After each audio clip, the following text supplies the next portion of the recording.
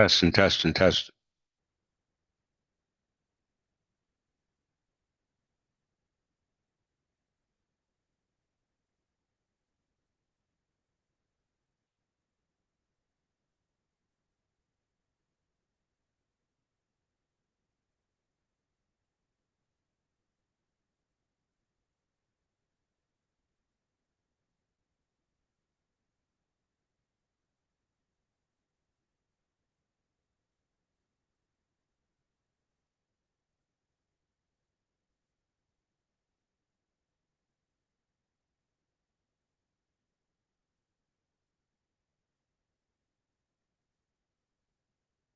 Greetings, greetings, greetings, greetings. It is I, King Clifford Jefferson, ascendant of Godfrey, the fifth count of Anjou, the son of Folk, the ruler of Jerusalem. I am the reincarnation of our Vicar of Christ, King Edgar the Peaceful. It is a privilege to be here today, to be able to speak to you in the language of our King, King Edgar the Peaceful, as the personification of King Edgar the Peaceful, which is to us Jesus Christ, the Messiah in this day and time. This message is for the downtrodden, the misunderstood, the confused, the brokenhearted, the wanted, the needed, and all that which our people desire in lieu of a want that anyone could desire based upon of some type of relief. Today is a very important lesson for you all today. So I hope all of you pay attention. Uh, Tomorrow's class is going to be even beautiful for you all. So please make sure that you tune in for tomorrow's class as well. All right. So we have our class today, which I'm doing today, and the class tomorrow. The class today is called Perth Amboy is the seat of King Edgar the Peaceful. Once again, today's class is called Perth Amboy. It's the seat of King Edgar the Peaceful, which is no other than Jesus Christ. Tomorrow class will be titled if if we're in the computer simulation, who wrote your program? If we're in the computer simulation, who wrote your program? You should not miss that class tomorrow. Okay, so if anybody who's going to be watching today, you definitely don't want to miss out tomorrow. You need to grab as many people as you can to tune into that lecture because it really determines your ascension. Okay? So once again, today and tomorrow's lesson is a very important lesson for all English area successors based upon you comprehending what's at stake and what's at stake in regards on your behalf. Okay? So please, please, please pay very close attention to what's being said today because what's being said today is going to qualify what's going to be talked about tomorrow, which is the beautiful gift that our ancestors had reserved for us. Okay? It cannot be told in words, but I'm going to tell it to you in words that you can comprehend. All right? Today is October 1st, 2024, which is equivalent to the birth year 2974. I greet the name of my queen, Sister Galveston from the House of Galveston, who gives me the ability to be able to every day unfold into God's man. Because man today, tomorrow is not man's God. So every day I appreciate the position of being a child of God as a result of thinking like God and implementing God's law. Because I didn't come to change anything, but I come to fulfill the law of God. And our God incarnating on earth was King Edgar the Peaceful, which is a personification of me in this present day and time. So without further ado, let's get started with this marvelous lecture that I prepared for you. Topic being Perth Amboy is the seat of King Edgar the Peaceful, which is our Jesus Christ, which I am the reincarnation of, in this present day and time.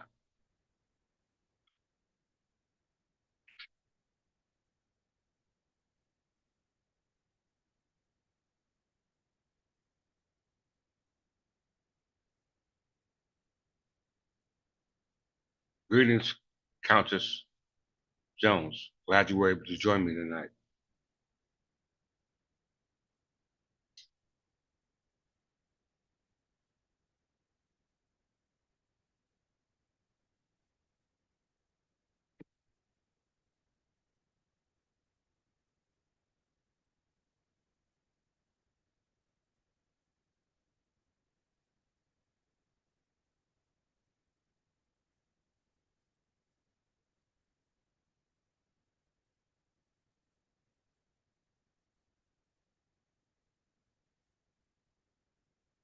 Everybody should be writing these terms down if you don't know them.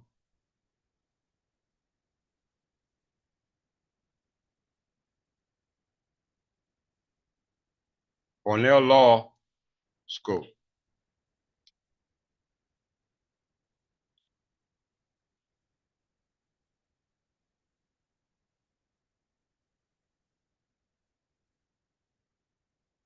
Unreasonable contract or unconscionable contract.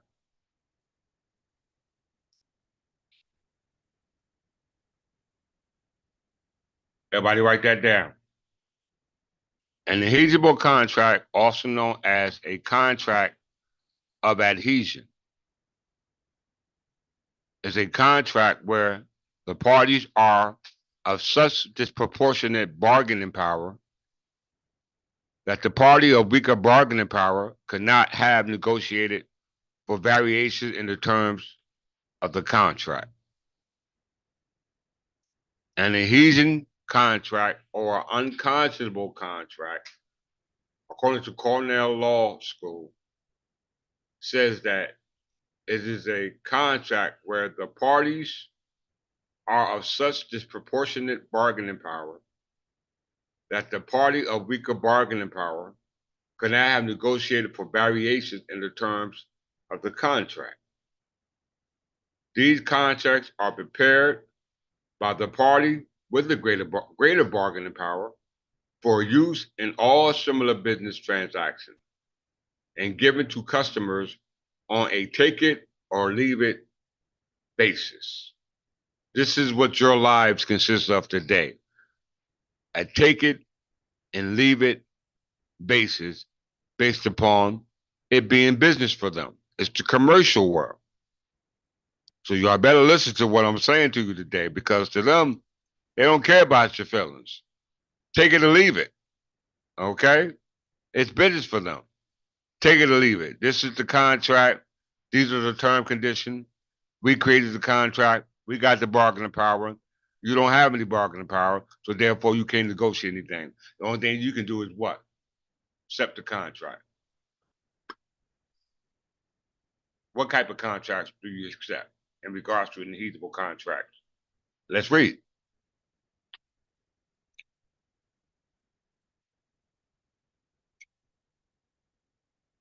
Adhesion contracts are relevant in all fields, but are especially important in insurance, leases, deeds, mortgages, automobile purchases, and other forms of consumer credit. You hear that? Credit. If you're getting credit for any of the circumstances I just mentioned, for insurance, leases, deeds, mortgages, automobile purchases, and other forms of consumer credits, then it's what? An unreasonable contract as a result of the bargaining power created by the one who created the contract, where you are the needy or the one who are the consumer based upon the need provided by the creator, which give him greater bargaining power than you.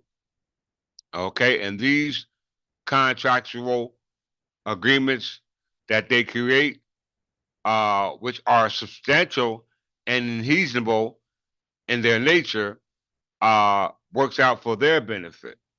Okay, and they comes in all types: insurance, leases, deeds, mortgages, automobile purchases, and other forms of consumer credits, and anything else that you can possibly think of. Let's read further. Nonetheless, courts have a long history of striking terms from these contracts, or avoiding the contract entirely when they determine the terms to be especially incongruous to standards of fair play.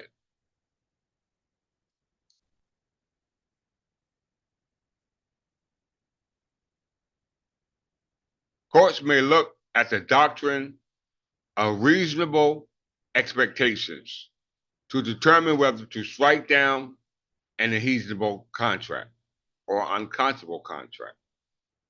Under this doctrine, a party is not bound by a term in an unreasonable contract, that the party who wrote the contract had reason to believe they would not have agreed to it if they had the chance to bargain, i.e., had equal bargaining power.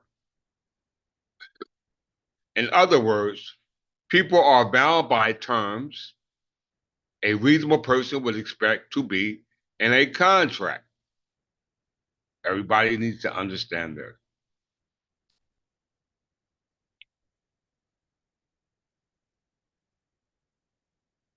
Courts may also look at whether the provisions are written and clear, unambiguous terms when determining whether to strike down an unreasonable contract.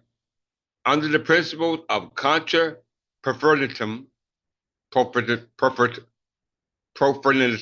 I'm pronouncing wrong, please forgive me, ambiguous term will always be construed against the drafter of the contract. Once again, under the maxim contra proferitum, an ambiguous term will always be construed against the drafter of the contract. Furthermore, a court may look at whether the court contract is unconscionable. To avoid a contract on these grounds, the court generally must find two kinds of unconscionability. All right? One, procedural unconscionability deals with the contract formation process and whether the bargaining power was deficient from the door. Two, evidence of procedural unconscionability includes duress, fraud, undue influence, and fine print. And fine print. This is what's being said. Substantial unconscionability deals with the content of the contract and whether the nature of the contract terms is impressive in nature. Evidence of substantial unconscionability includes inflated prices, unfair disclaimers, and contracts that are contrary to public policy. All right? Public policy. With the rise of the internet, many business transactions now take place with no face-to-face interaction. And as such, unreasonable contracts are especially prevalent in the electronic commerce world.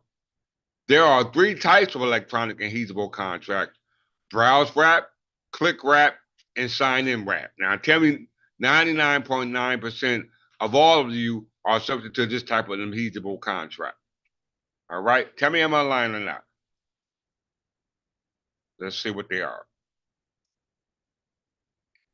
Browse wrap contracts may require consumers, contract world, or the commercial world, all right, to click through multiple hyperlinks to read and agree to terms and conditions. Therefore, courts usually do not enforce browse wrap contracts because of the procedural unconscionability of these very terms. Now, 99% of you people make contracts by way of browse wrap contracts, don't you? Most of y'all be online ordering things which you shouldn't be ordering and subject to the contractual terminology in the contract, which is binding in the laws of commerce. But in the court of law, it clearly says that it's not enforceable. On the other hand, courts do generally enforce click wrap and sign in wrap contracts. Okay, what are generally enforced click wraps and sign in wraps contrast to what they call browse wrap contracts? Okay, very important. We comprehend that before we move on. Click wrap contracts require that consumers click I agree by means of immediately available pop-up box. How many of y'all seen that before?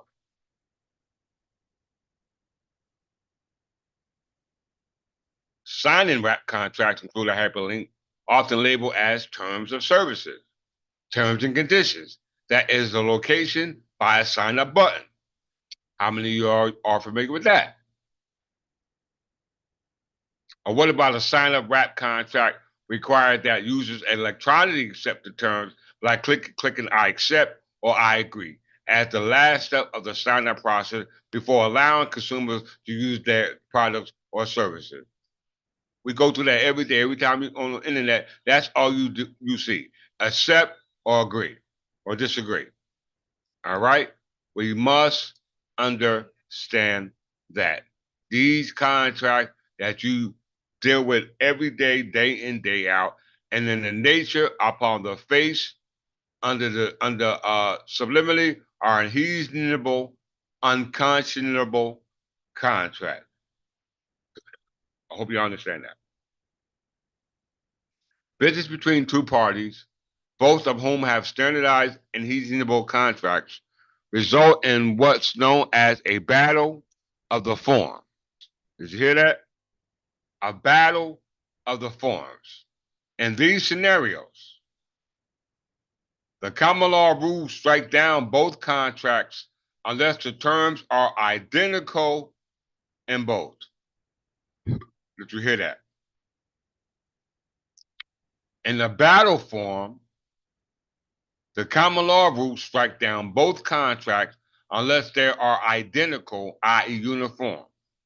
Under Uniform Commercial Code, i.e. uniform, the heritable contracts are merged in any term in one heritable contract that is not directly in conflict, or a term in the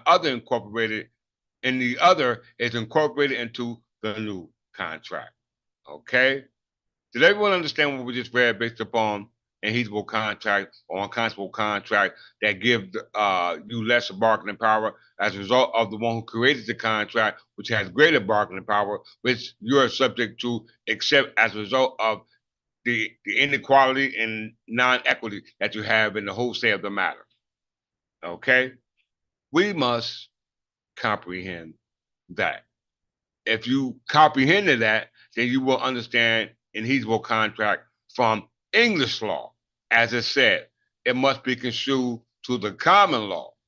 All right? It must be construed to the common law. And the common law is English law.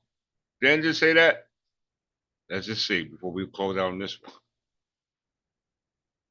Business between two parties, both of whom have standard and heritable contract, results in what's known as a battle of the forms. Okay?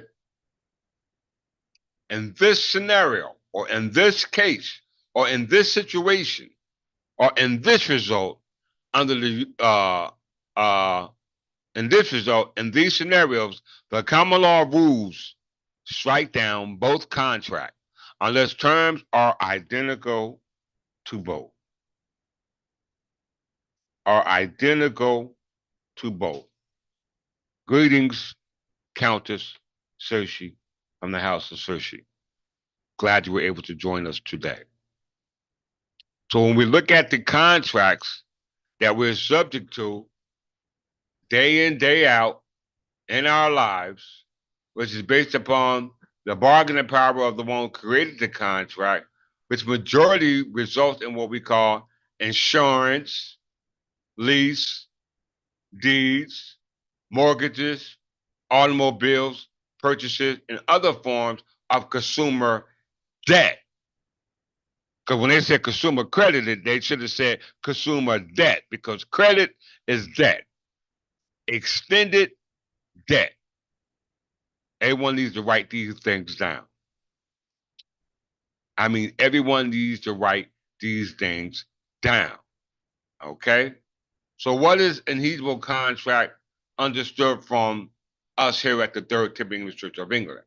And why is it important to understand an heedable contract and know why it's unconscionable according to the common law of England, where it supersedes that which is based upon the commercial world or business world? Right? No one's going to deliver this information like this. Unconscionability in English law.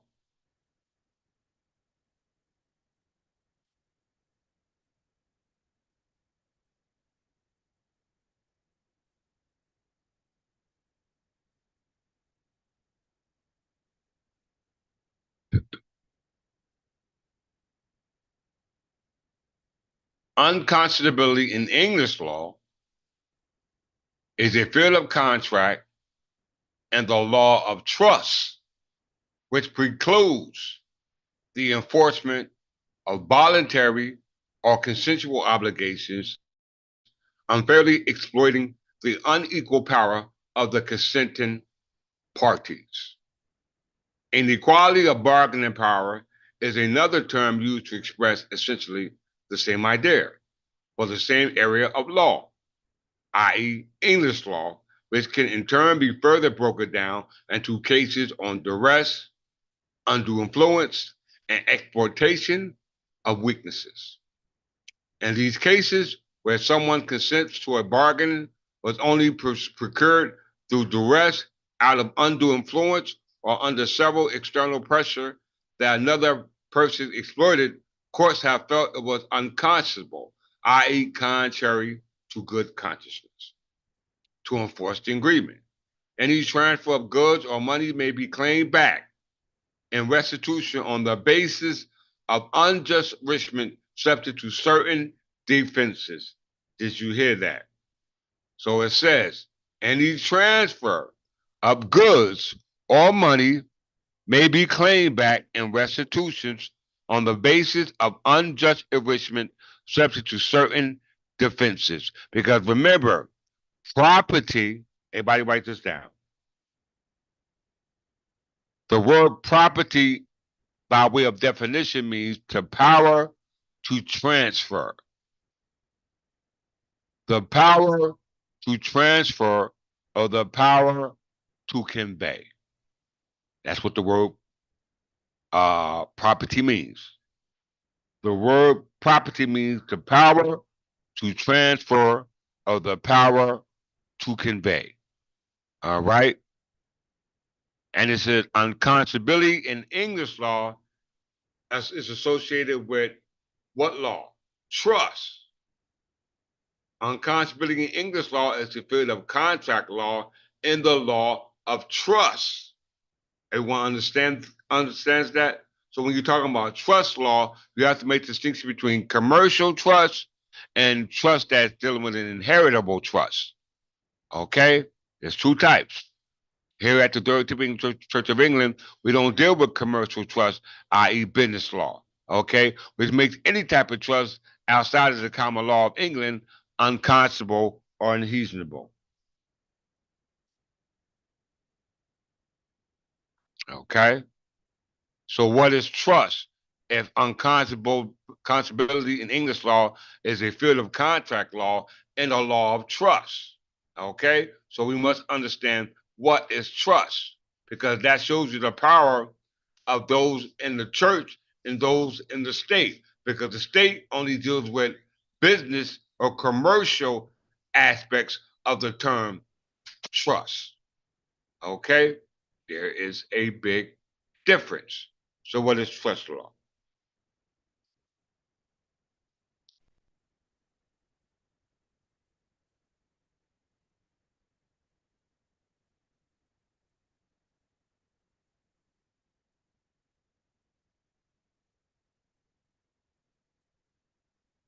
A trust is a legal relationship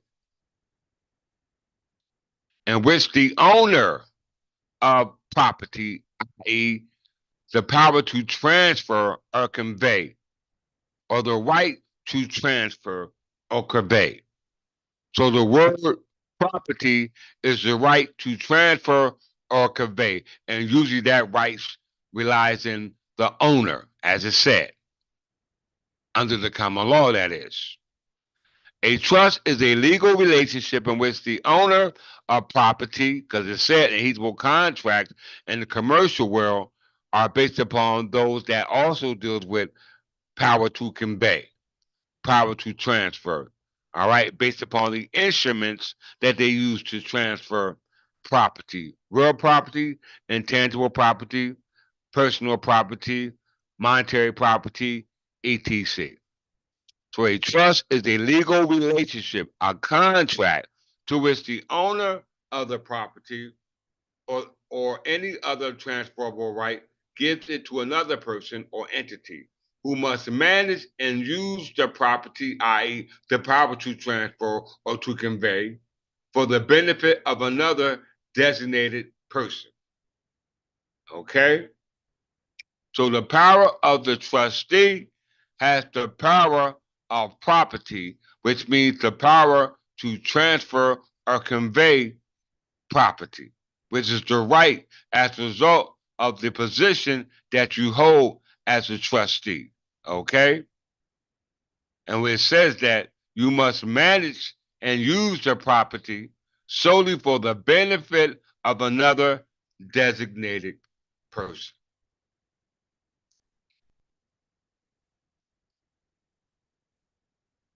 In English common law, the party who entrusts the property is known as a settlor. The party to whom is entrusted is known as the trustee. The party whose benefit the property is entrusted is known as the beneficiary. And the entrusted property is known as the body or the trust property. Okay? A testamentary trust is an irrevocable trust established and funded pursuant to the terms and deceased person's will. An inter-vivus trust is a trust created during the settler's life. So when you're dealing with trust laws dealing with the power of property, which is the power or the right to convey a transfer from one person to the other. Okay? Now it says here in the next sentence, the trustee is the legal owner of the assets held in the trust on the behalf of the trust and its beneficiary. Once again, the trustee is the legal owner of the assets held in trust on behalf of the trust and its beneficiary. Okay? Now, where is the origin of trust started from? Okay? Before we move forward.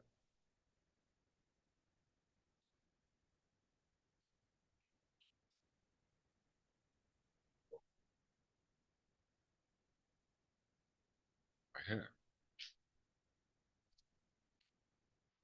Roman law had a well-developed concept of trust, fideicommissium, in the terms of testamentary trust, which is pretty much what you have today, leaving a will, last uh, will and testament, created by wills, but never developed the concept of inter-vivus living trust, which applies while the creator lives. You hear that word? The creator lives. This was created by later common law jurisdictions. Personal trust laws developed in England at the time of the Crusades during the 12th, 13th century. In medieval English trust law, the settlor was known as the fifer to uses, while the trustee was known as the fee to use, and the beneficiary was known as the cestui or the cestui trust.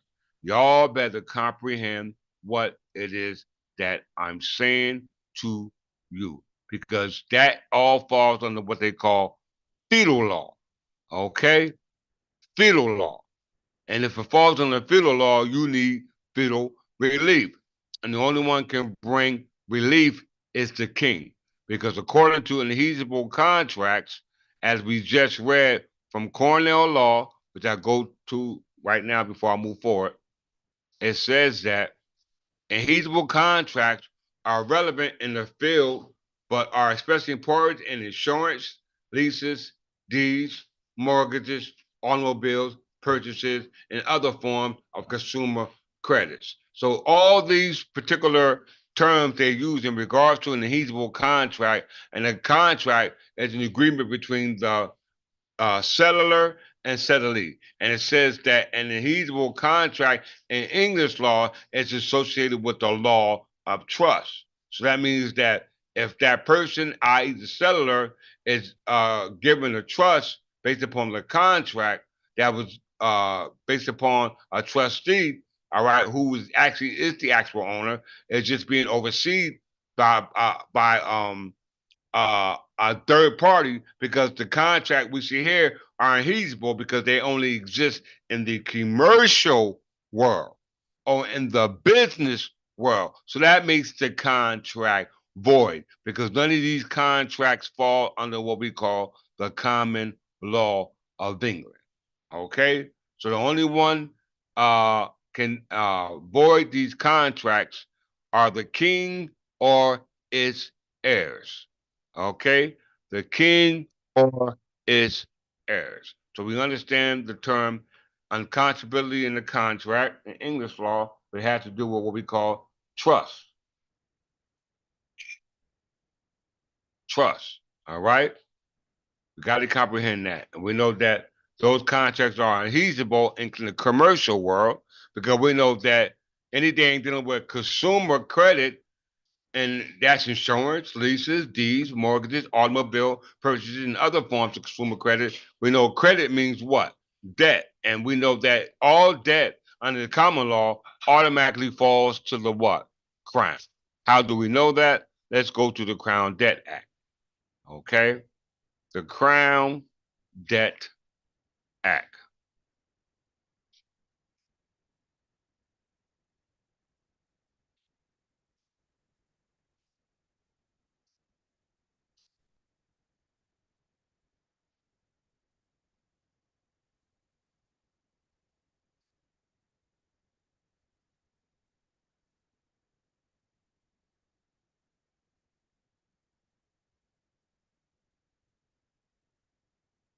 Of 1541.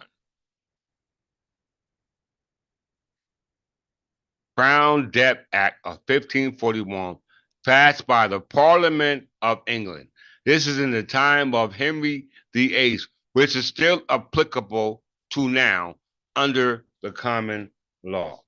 It says the Crown Debt Act. That means any type of consumer credit, any type of consumer credit that's done in the commercial world, automatically by way of the common law, since it's associated with a trust, and we know trust is an agreement or a contract granted by the grantor. So so whether you act on behalf of the king or a trustee of the king, you must act on it by way of the agreement on behalf of the beneficiary. Okay, the beneficiary. So it says the Crown Debt Act passed by Henry VIII from the House of Tudors, all right, which was from the House of Tudors who by conquest took over the Plantagenet dynasty by way of usurping the Lancaster branch at the time they were warring with the York branch, which were cadet branches of the Plantagenet crown. Okay? And the Plantagenet crown sits right here in Perth Amboy, New Jersey, which I'm going to prove to you today. Has always been here in Perth Amboy, New Jersey. Okay? Watch the science. The Crown Debt of Act of 1541 was an act of the Crown of the Parliament of England which introduced the concept of crown debt in English law, i.e., that Crown has priority for its debts before all other creditors. Everybody hear that? The Crown has priority over all debts before all other creditors. This was a legislative passed in 1541, which is still applicable today. Why? Because we got the Crown Land Act. What's the Crown Land Act? Our state has been preserved. The Crown Land Act of 1702, okay? All right. So if the Crown Land Act was passed in 1702 and it was a Crown Act to protect the debt that belonged to the Crown on the Crown's land, okay? While the King is ruling on the Crown. So it says the Crown Land Act passed by Queen Anne in 1702, the same time that New Jersey government was ruling under the Crown here in Perth Amboy, all right, in 1702, was under the authority of the property, under the authority and protection of the Crown. So it says the Crown Land Act of 1702 is an act of Parliament of England, originally entitled an act for the better support of Her Majesty's household and the honor and dignity of the Crown. This act was still partly enforced in Great Britain at the end of 2010. It's still effective here in these lands. This also was accompanied by the demise of the Crown Act. Let's go through that real quick. Because it's all in the name of the Crown.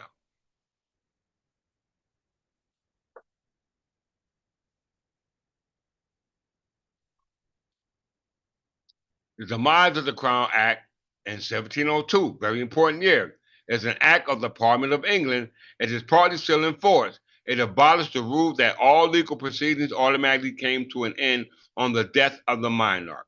So we understand that the demise Crown Act and the Crown Land Act was an act to protect Crown land, the laws that were operating on Crown land, as well as the position of the Crown, which was occupied by the monarch, okay, who controlled Crown land. Okay? The Crown land is personified by the monarch. How we know that? Let's go to Crown land. All right, since we got the Crown Land Act of 1702 and the demise of the Crown Act in 1702, and all these go to the Crown Debt Act of 1541. What was it? 1541 was to protect everything belonging to the heirs and successors based upon them being the beneficiaries to the cestui called the trust that now are being overseen by people who claim to be the trustee or the trust as well as the overseer of the trust by creating unheedable and unconscionable contracts which makes or keeps us at a disadvantage as a result of the bargaining power we have as English heirs and successors. Okay? We have greater bargaining power than those who created the heatable contract in the first place, which makes the contract what? Null and void. Okay? Any contract whatsoever, especially when it's associated with a debt. Okay? Crown land.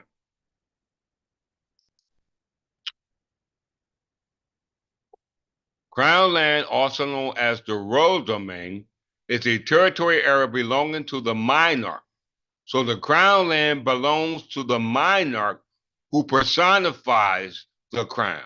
So the monarch personifies the crown.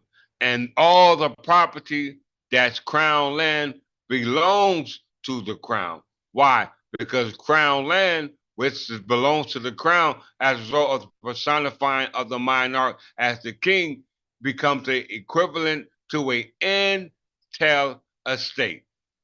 an intel estate for heirs, and the passage with the monarchy being inseparable from it.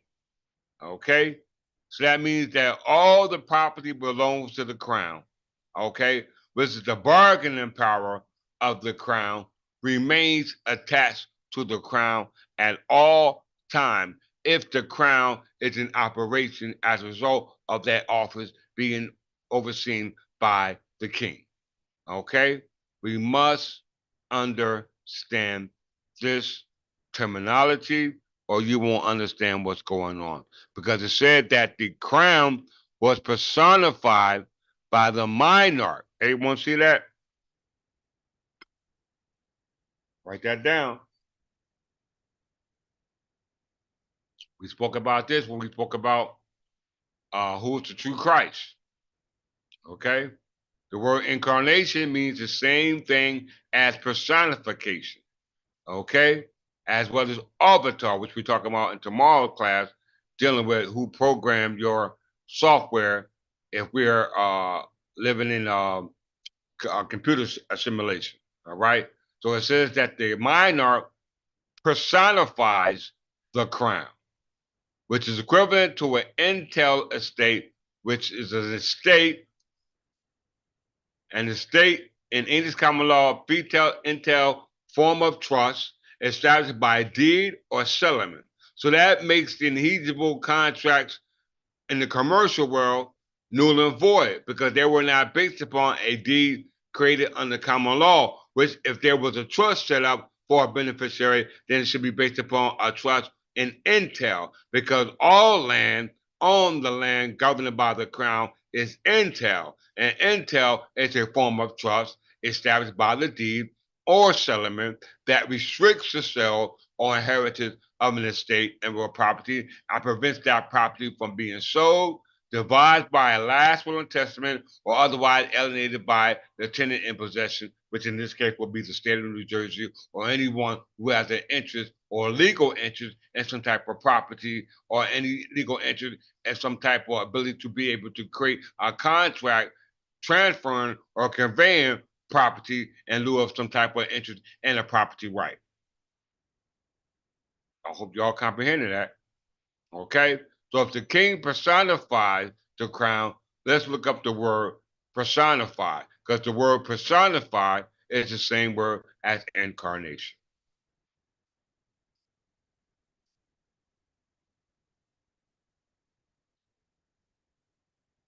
Incarnation, the act of incarnating, the state of being incarnated, a particular physical form or state. Okay? The physical form or state. These are some of the synonymous terms. Everybody pick one to your liking. They said abstract is a term, and we use the word abstract all the time for incarnation. Okay? Embodiment, genius, image, manifestation, personifier, avatar, epitome, icon, incorporation, objectification, embodier, externalization, icon, instantiation, and personification. Okay? We all see the equivalent terms that can be applied in this case in this point in time. Okay? So since we understand the connection that the crown has in regards to the inheritable contracts that are created by those who don't work for the crown as trustees needs to be voided out. And the only person that can do that is your king, all right, who represents the crown. We must comprehend that. So once again, for all those here in North America, in your world, this is what you live by. A trust, right? A trust, i.e. a cessu que, that was created by somebody who's not the original owner, all right? Just somebody who claimed to have a property right to manage the trust and then create the trust, i.e. contract, when in the nature the contract is inheritable because it doesn't give you bargaining power to negotiate the variations of the terms of the contract. Okay? We must comprehend that. See how fluid I am with this terminology? See how fluid I am.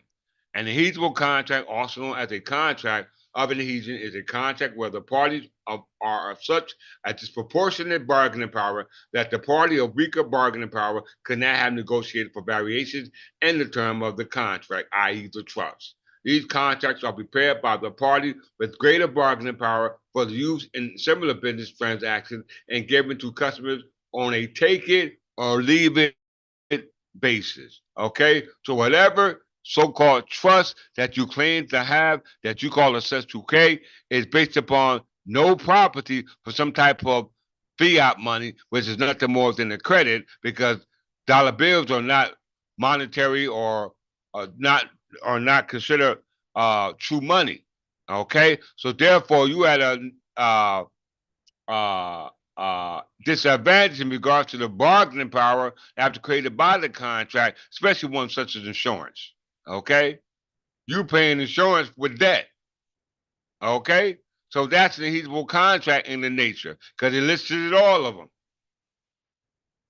What are some of them?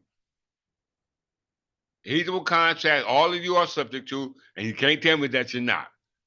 Are relevant in all the fields, are especially important in insurance. All of you got insurance. All of you got leases, I'm pretty sure. All of y'all got deeds on something, mortgages, automobile purchases, and other forms of consumer credit. And we know who gets the credit? The crown. And I represent the crown, so therefore all debt belongs to me, even the ones created through the adhesible contracts. Okay? Even the ones created through the adhesible contracts.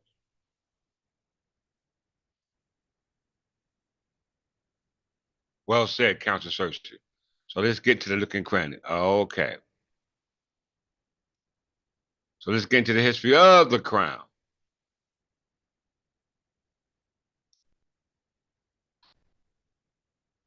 New Jersey Provincial Council. If I hold that thought.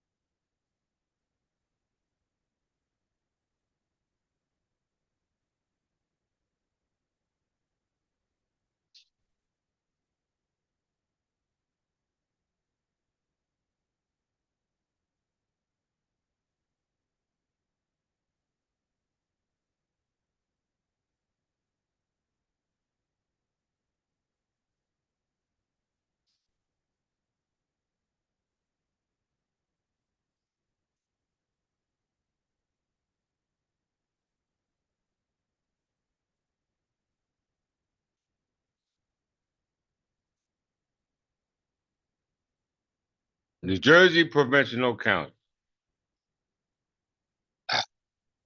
His Majesty, His Majesty's Council, I should say. Or the Crown's Council, I should say.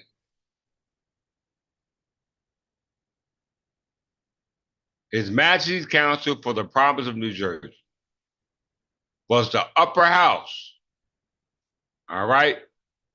So that means that the upper house, which represents the council of the king, and our king, going back to King Edgar the Peaceful, was right here in Perth Amboy and the territory, because we know that the king's court was an attendant court. It moved from Bergen County, Burlington County, to Perth Amboy County, because we know at that time it was ruled under the Puppeteers, George Carteret and John Berkeley. We understand that in 1702, those charges were revoked, and they came back under the authority of the Crown, as we seen in the Crown Act of 1702 and the Demise Act of 1702. Okay, so that means that all debt that was the properties were collecting as trustees reverted back to the Crown, and the only trustee for the Crown is who? The King. All right. So as we can see, His Majesty's Council was the upper house in the colonial time under the colonial rule till it was replaced by New Jersey Legislative Council in 1776. The Provincial Council was established in 1702 upon the surrender by the properties of East Jersey and those of West Jersey of the right of the government, not the legal right, but the lawful right of the government to Queen Anne as the personification of the monarch as a result of her obligation to protect crown land, which is what? Entail land for what? English heirs, not for Scottish heirs or Irish heirs or Hungarian heirs or Arab heirs or any heir for that matter. Okay, we must comprehend that, especially the territory which is in the which in the is in the public view as we speak.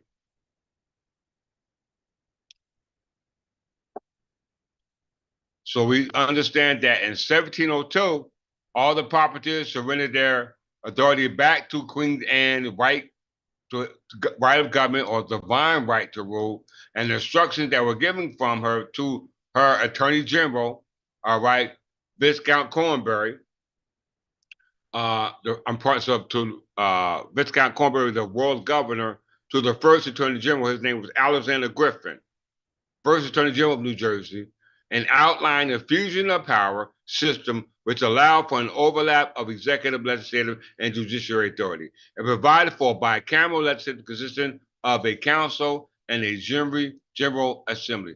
This is your king's government, okay? This is the government that is now being taken back, okay? I'm taking this government back for us. Tell me who was able to do such a thing. And the person I'm having to do it is the courts, and I have the courts got notice by way of them being served by the sheriff. Yes, sir. Being served by the sheriff. We know who the sheriff is department, right? Everybody knows the sheriff is. Hold on for 1 second.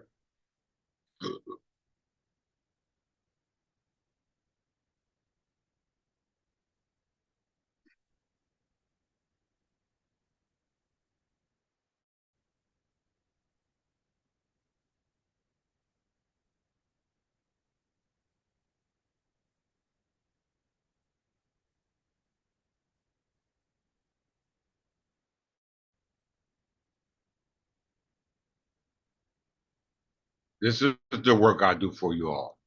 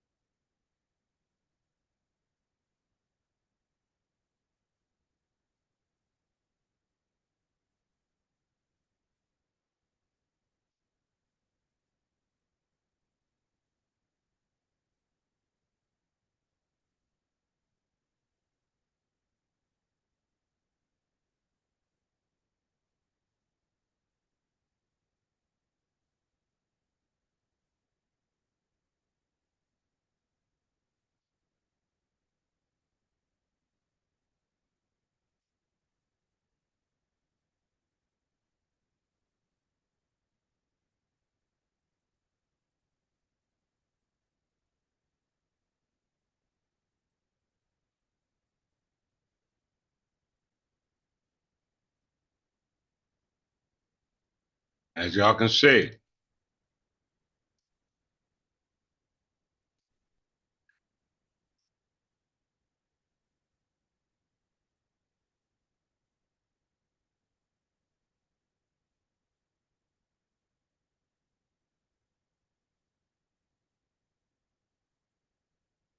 this is the work I do for you all. Office of the Sheriff, Mercer County Courthouse, Trenton, New Jersey. John A. Kendall, Sheriff Department, King Clifford Jefferson, 360 Avenue, Apartment 103, Perth, Amboy. Okay? This is the process of service that was served upon the Attorney General for the state of New Jersey on behalf of New Jersey being sued. Okay? All right. So this is what the lesson about in regards to the adhesible contract that are avoided as of right now, because this is not about commercial conveyance of property rights. It's about the right lawfully to convey property as a result of being the original trustees who have the right to oversee the property for the heirs who are heirs by intel. Okay, are heirs by intel. So you must comprehend what's going on.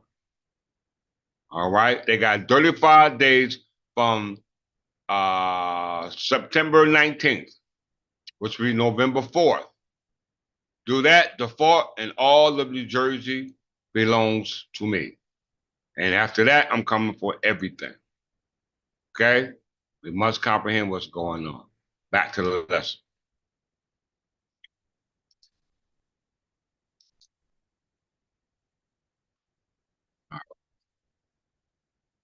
So Perth Amboy was the seat of the crown.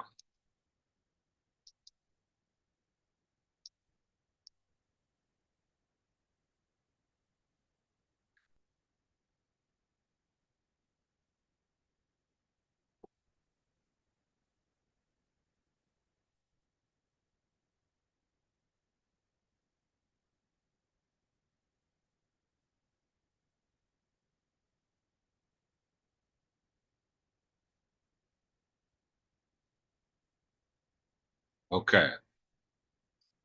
As we can see here,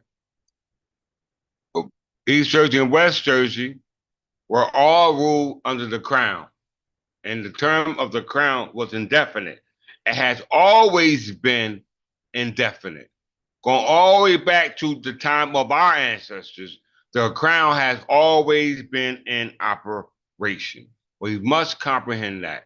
Even when it was separated and split into two provisions, East Jersey and West Jersey.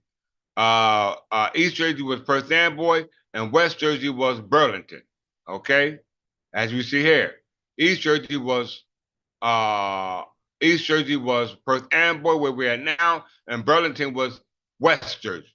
Okay, we must comprehend what's at stake in regards to returning back to the estate that was preserved by our ancestors. Why? Because it was held by the crown based upon the Crown Land Act and the demise of the Crown Land Act in 1702, the same year. All right, and we know that that was protect land that was intel for heirs such as you all.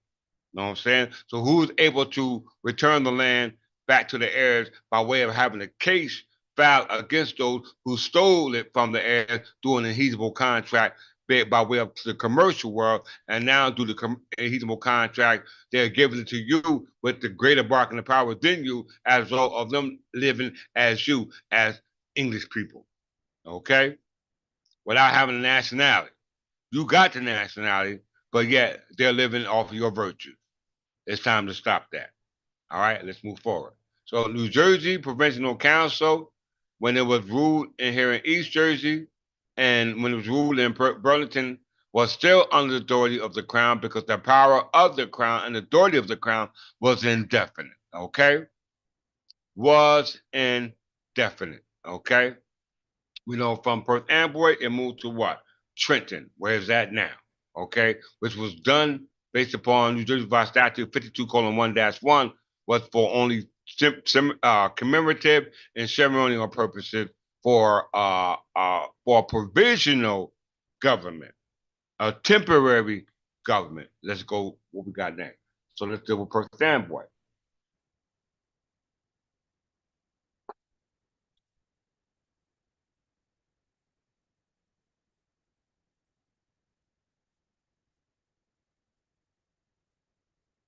King Edgar's government here in Perth Amboy. Could never believe, won't believe it. Let's see it. Perth Amboy.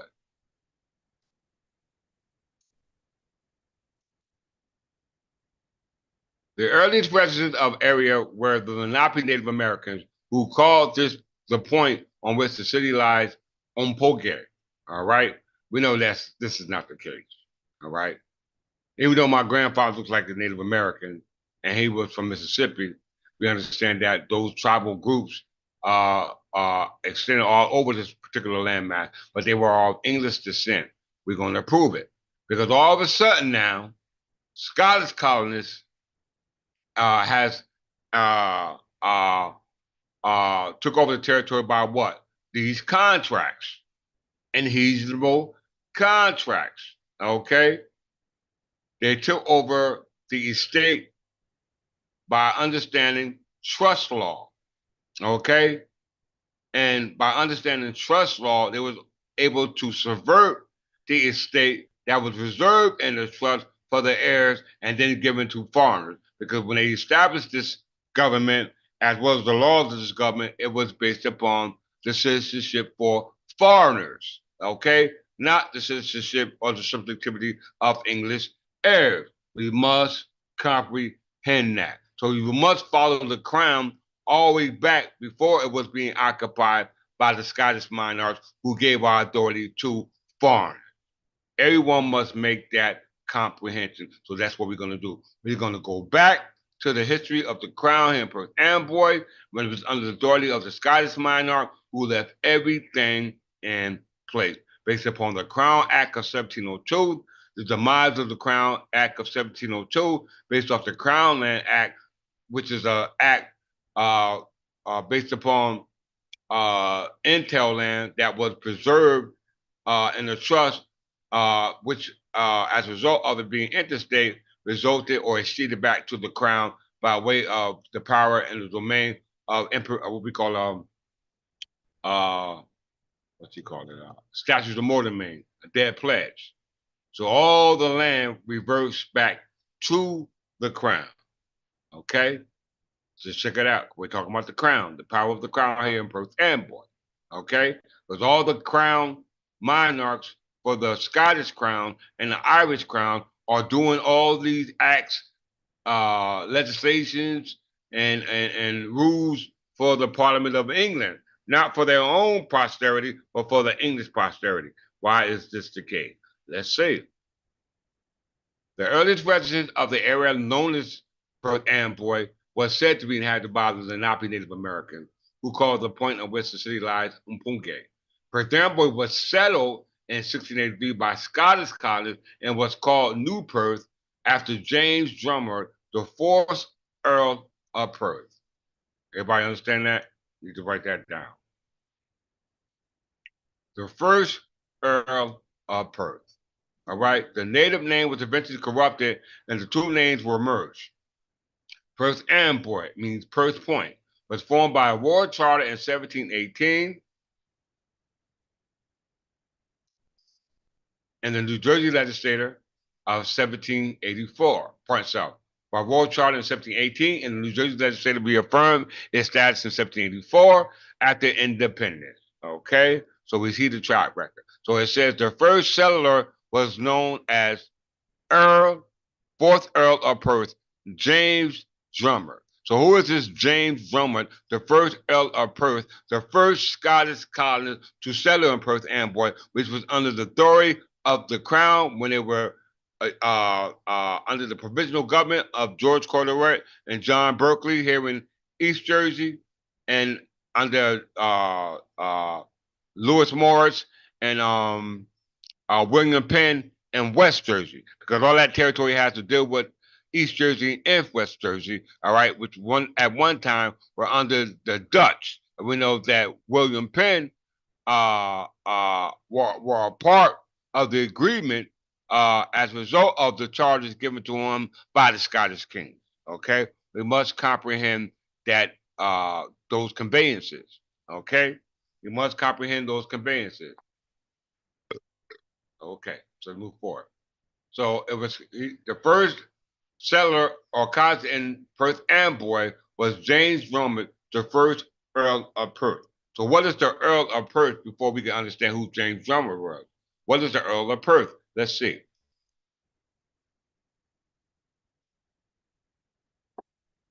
I need to write this down.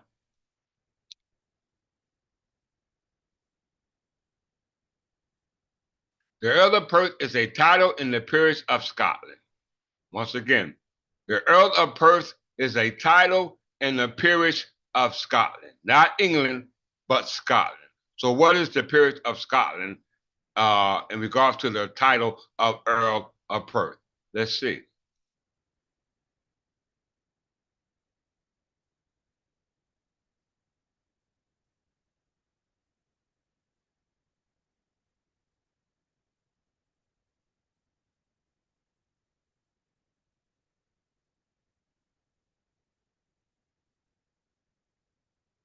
The peerage of Scotland is one of the five divisions of peerages in the United Kingdom, and for those peerages created by the King of Scots before 1707. So this peerage of or title in lieu of what we call earls, what was it called? Earl of Perth was a peerage Scots peerage of Scotland created at the time of the unification of England and Scotland in 1707 by way of what we call the Treaty of Union. You're seeing it right here. Okay, so this was a peerage of Scotland created for them. All right. And it said that following the Treaty of Union, the Kingdom of Scots and the Kingdom of England were combined under the name of Great Britain, and a new peerage of Great Britain was introduced, in which subsequent titles were created. So all the titles going back to the Earls of Perth were peerages of Scotland, which started in 1707 when they unified with England. They was not a part of England, but unified as with England because they were sitting and acting upon what, y'all? The English crown. Okay? The English crown. All right. So they said that their Earl of Perth was the peerage of Scotland going back to 1707, and it was under the authority of Earl of Perth, the fourth Earl of Perth. His name was, what was his name again? Drummond. James Drummond. So, in order to understand the peerage of Scotland associated with the Earls of Perth, we must understand the Drummond family. We must understand the Drummond family. So, let's just read a little bit about the Drummond family, right? Because Perth Amboy, as I said, was the seat in government of our king, King Edgar the Peaceful. So it says the Drummond family claims descent from Maurice, son of George, a younger son of King Andrew I of Hungary. I repeat, the Drummond family claims descent from Maurice, son of George, a younger son of King of Andrew I of Hungary. Okay? Everybody write that down because it's going to come up again in a second. Maurice arrived in Scotland on the ship. And once again, he arrived in Scotland on a ship which brought Edgar Atheling, the Saxon claimant, to the crown of England after the Norman conquest, and his sister Margaret of Scotland, i.e., Margaret of Wessex, in 1068. Okay? I'm going to read it again. All right? The Drummond family claims descent from Maurice, son of George, a younger son of King Andrew I of Hungary. Maurice arriving in Scotland on the ship which brought Edgar Atheling, the Saxon claimant, to the crown after the Norman conquest, and his sister Margaret of Scotland. Okay? We must remember that. Why? Because we're going to go into the clan of Drummond. Who is the clan of Drummond? Let's see.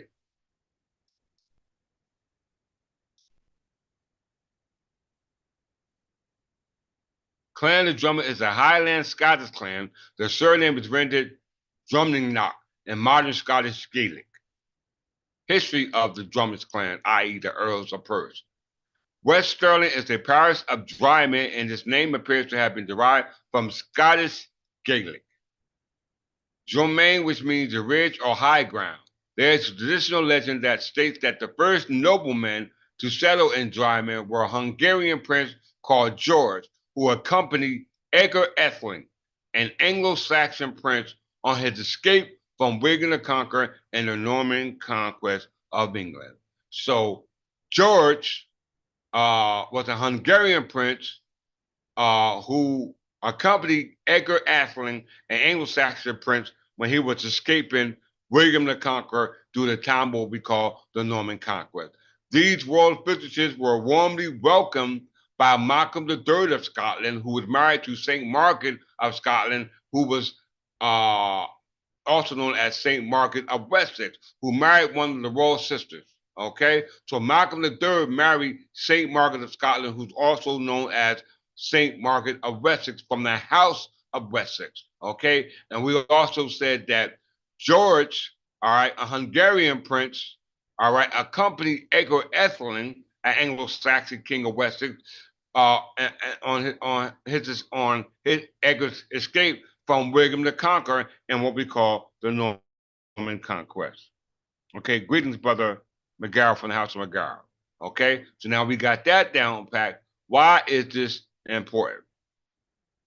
Why is this important? Because we see that George, a Hungarian prince, is accompanied an Anglo-Saxon king when they war against William the Conqueror in the Norman Conquest. All right, and it also shows that uh, the the Norman conquest, which was William the Conqueror, goes back to the Frankish descent. But we also know that when we're dealing with Malcolm III of Scotland and St. Margaret of Scotland, they were unified by marriage. Okay? They were unified by what we call marriage. So that shows you that the Scottish and the English had an alliance as a result of marriage. Okay? Of marriage. Let's get there. Now, who is Edgar Atheling? Okay? Because we already know who the clans of Drummond were. They were of Scottish spirits created by the kings of Scotland when they unified in 1707. And it also said that it goes back to Earl of Perth, which was ruled in Perth, Amboy, by the fourth Earl of Drummond, goes back to the clan of Drummond, and the clan of Drummond goes to the time of Edgar Atheling. Edgar Atheling accompanied a Hungarian prince at the time of the Norman conquest when William the Conqueror was invaded England. So who is Edgar Atheling? Okay? Who is Edgar Atheling?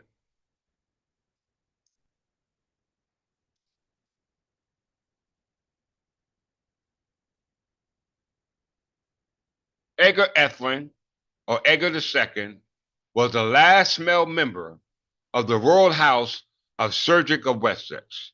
He was elected king of England by Witten in 1066, but never crowned. You hear that?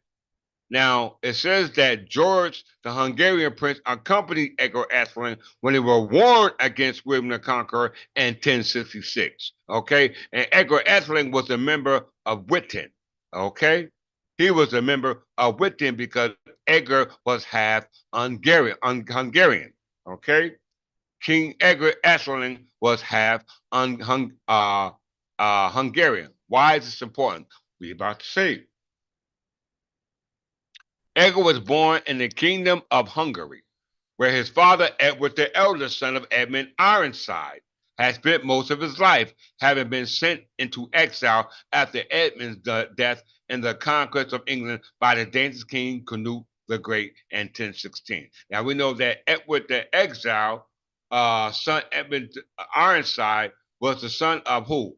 Ethelred the Unready, the son of who? King Edgar the Peaceful, our Jesus Christ, which I'm the reincarnation of in this present day in time. So Edgar Atheling, i.e. Atheling of the noble family, was the descendant of Edward the Elder, the son of Edmund Ironside, the son of Ethelred the Unready, the son of our Jesus Christ, which is what? King Edgar the Peaceful. Now, I'm a bad boy. Give me a thumbs up if you like that in the chat. So let's read. Edgar was born in the Kingdom of Hungary.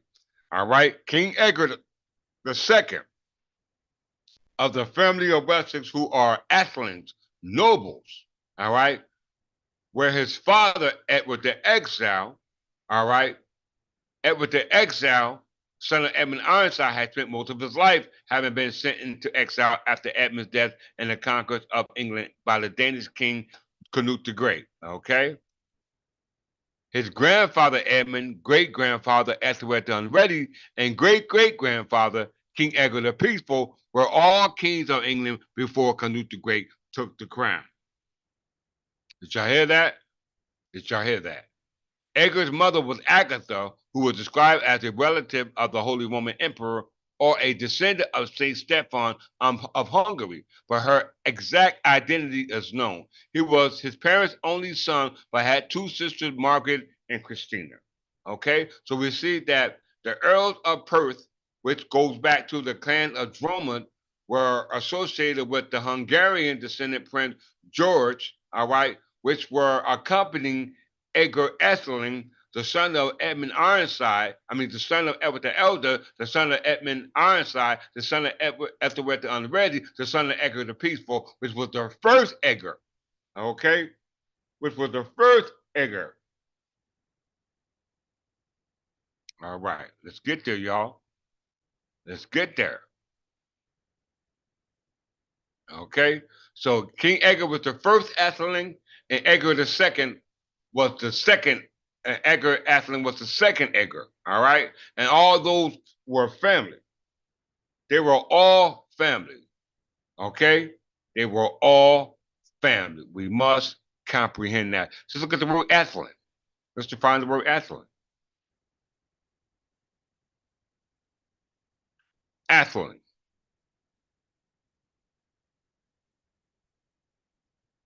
Atheling, also spelled Atheling, was an Old English term used in Anglo-Saxon to designate princes of the royal dynasty who were eligible for kingship. All right.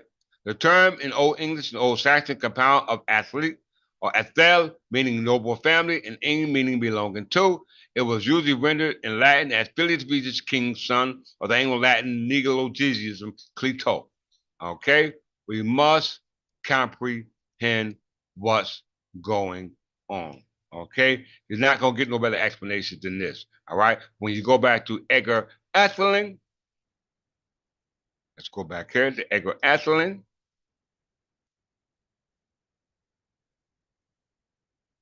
Once again, in 1057, Edward the Elder arrived in England with his family, but died almost immediately.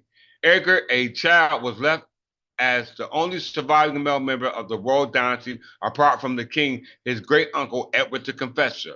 However, the later made no recorded efforts to entrench his great nephew's position as heir to his throne that was being eyed by a range of powerful potential contenders, including England leading aristocrat Harold Godwinson, Earl of Wessex, and the foreigner ruler William II of Normandy, Swing II of Denmark, and Howard III of Norway. These are all Viking invasions, invading land that does not belong to them. Okay?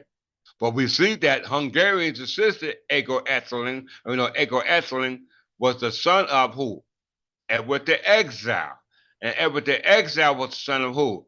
Edmund Ironside. And Edmund Ironside was the son of who?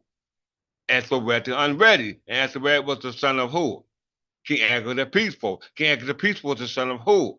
Edmund the First. Edmund the First was the son of who?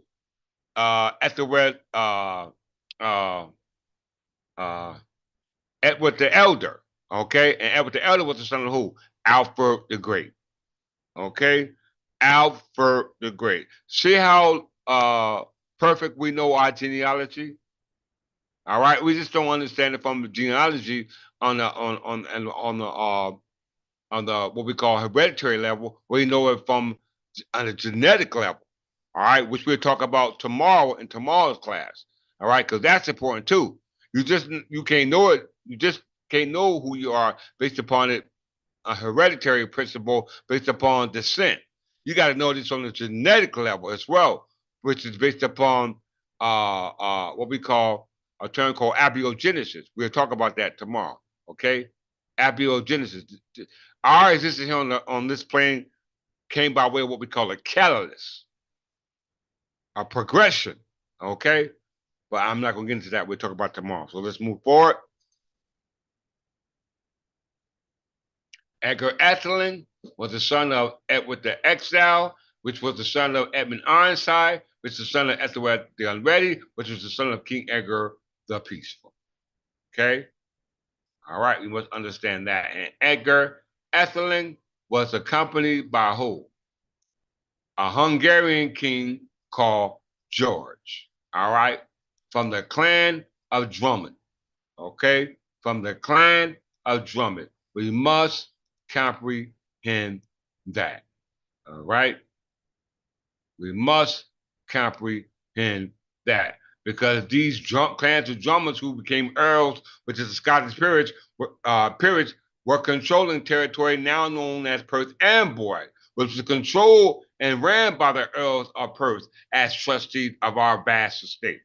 Okay, we must comprehend that. Let's move forward in this beautiful lesson.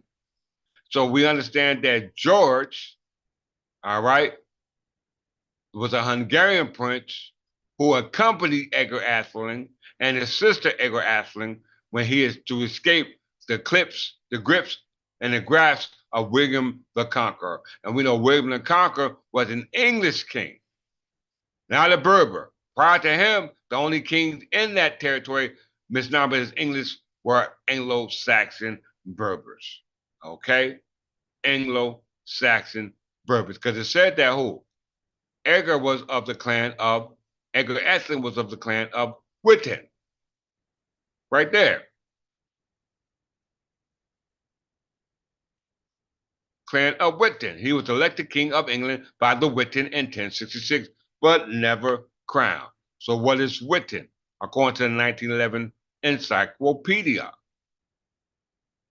What is Witten? Let's see.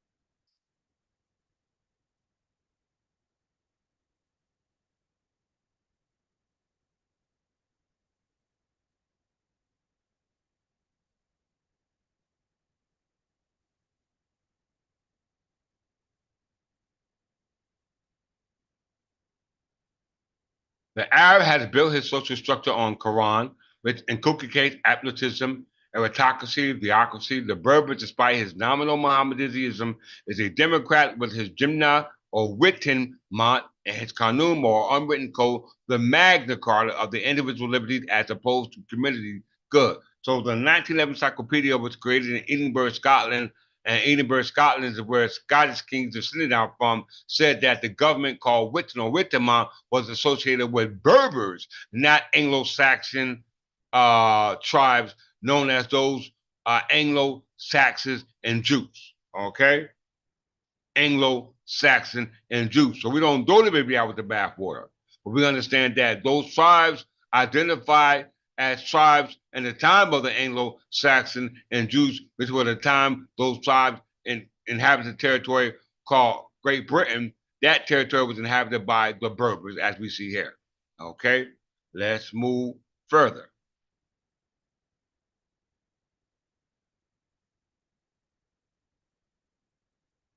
So since we're talking about Hungarians, right?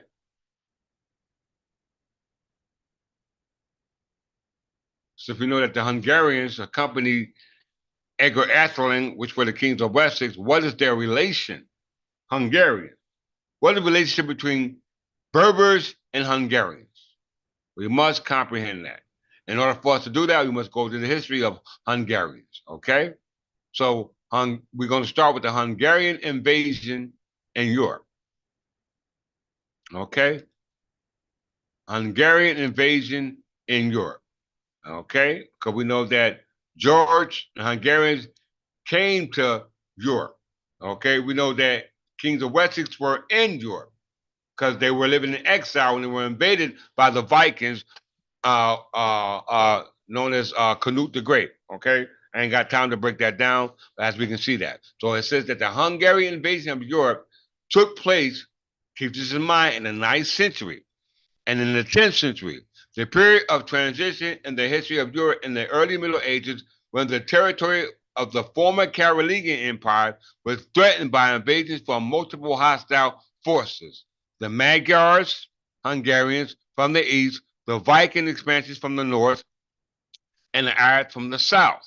So once again, the Carolingian Empire was threatened by invasions from multiple hostile forces, the Magyars, i.e. the Hungarians, from the east, the Viking expansions from the north, and the Arabs from the south. So the Arabs and the Vikings and the Hungarians were warring with the Carolingian Empire, and the Carolingian Empire is all descended down from who?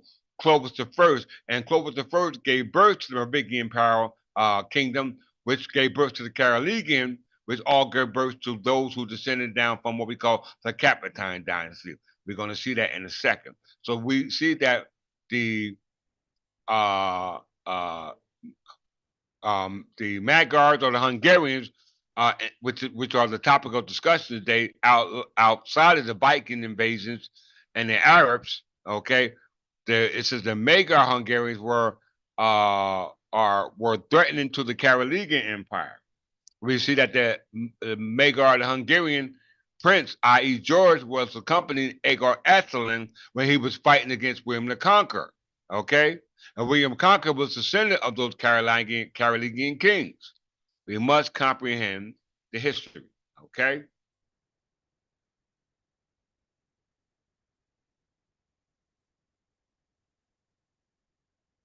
All right. So we see that, as we said, the Hungarian invasion in the ninth and 10th century came at the time where the Carolingian Empire was threatened on all sides by Magyar Hungarians, Viking expansions from the north, and Arabs. So Vikings, Arabs, and Hungarians were aligned with apparently the Anglo-Saxons. Why? Because the Anglo-Saxons were in conflict with the Carolingians.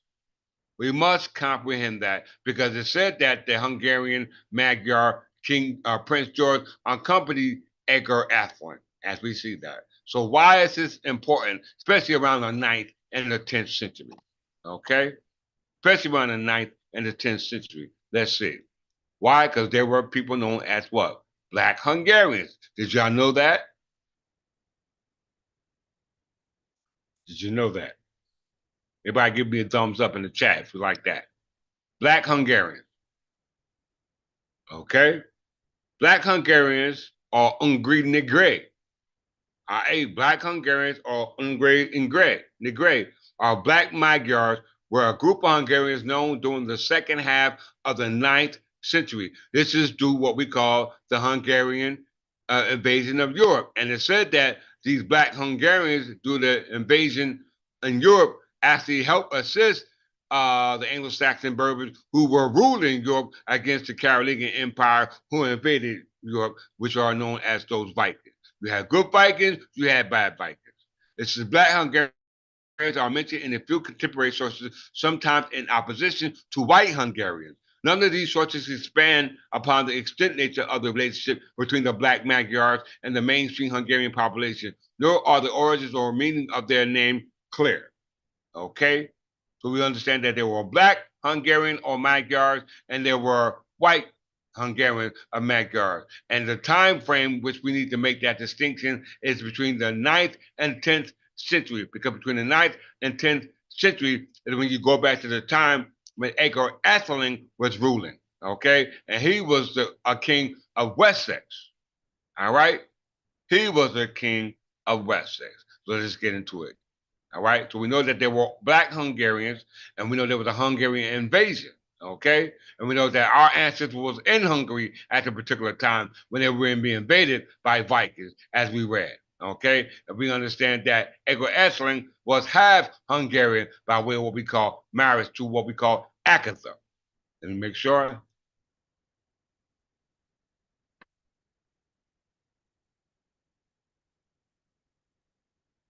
Yep. No, his mother was Agatha. Okay. So Edgar Atheling's mother was called Agatha. All right. His father was Edward the Elder. We all see the connection. There is no disputing this information. Okay. So let's get to the demographics of Hungary since the 9th and 10th century is very important.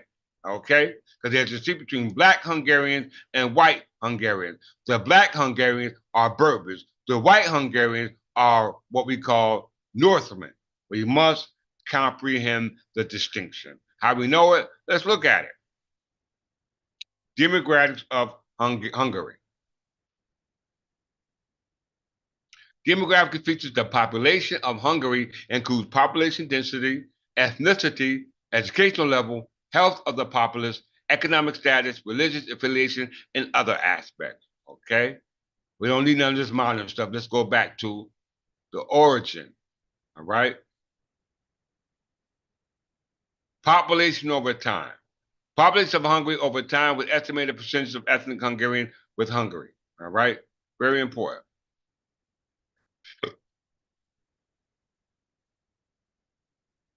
900 AD.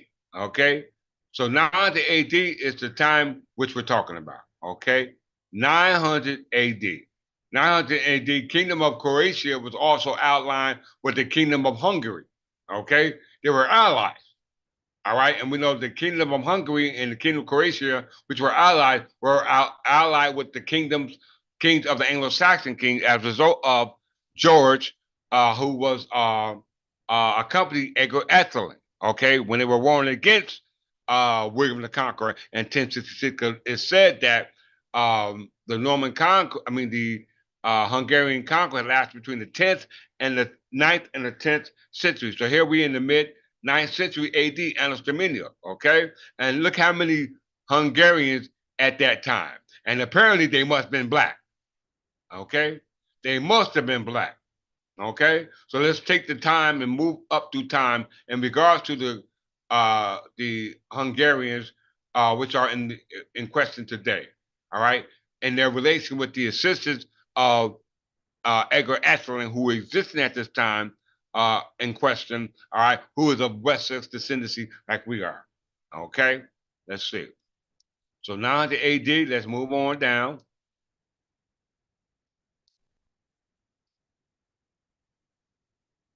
All right. So 1348, before the plague, means the Black Plague, at the time of the Angevin kings. Okay, very important because this is all associated with the demographics of Hungary. And they mention the term Angevin. Make me a little more. They mentioned the Angevin kings. Now I got a problem with that because Angevin kings were the kings who descended from the Plantagenet crown, who were established by Godfrey V Count of Anjou, son of Folk, ruler of Jerusalem. Why is this important? Because we went and dealt with the demographics of Hungary, and they started out with 900 AD. So let's go to the calendar of 900 AD, just to see what's going on in that time era. All right, let's see. 900 AD.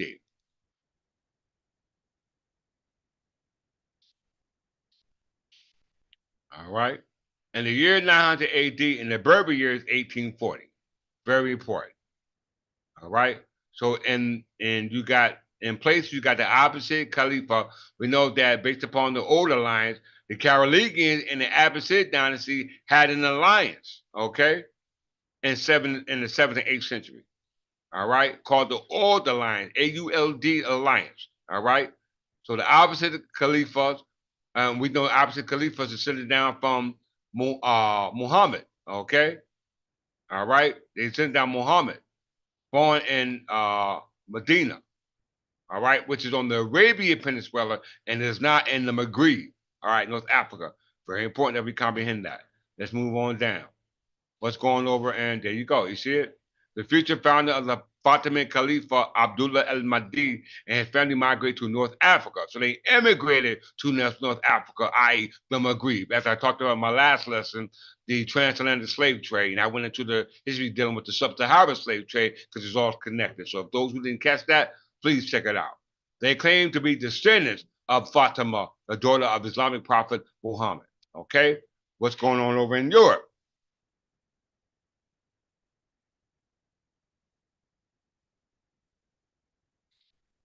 All right.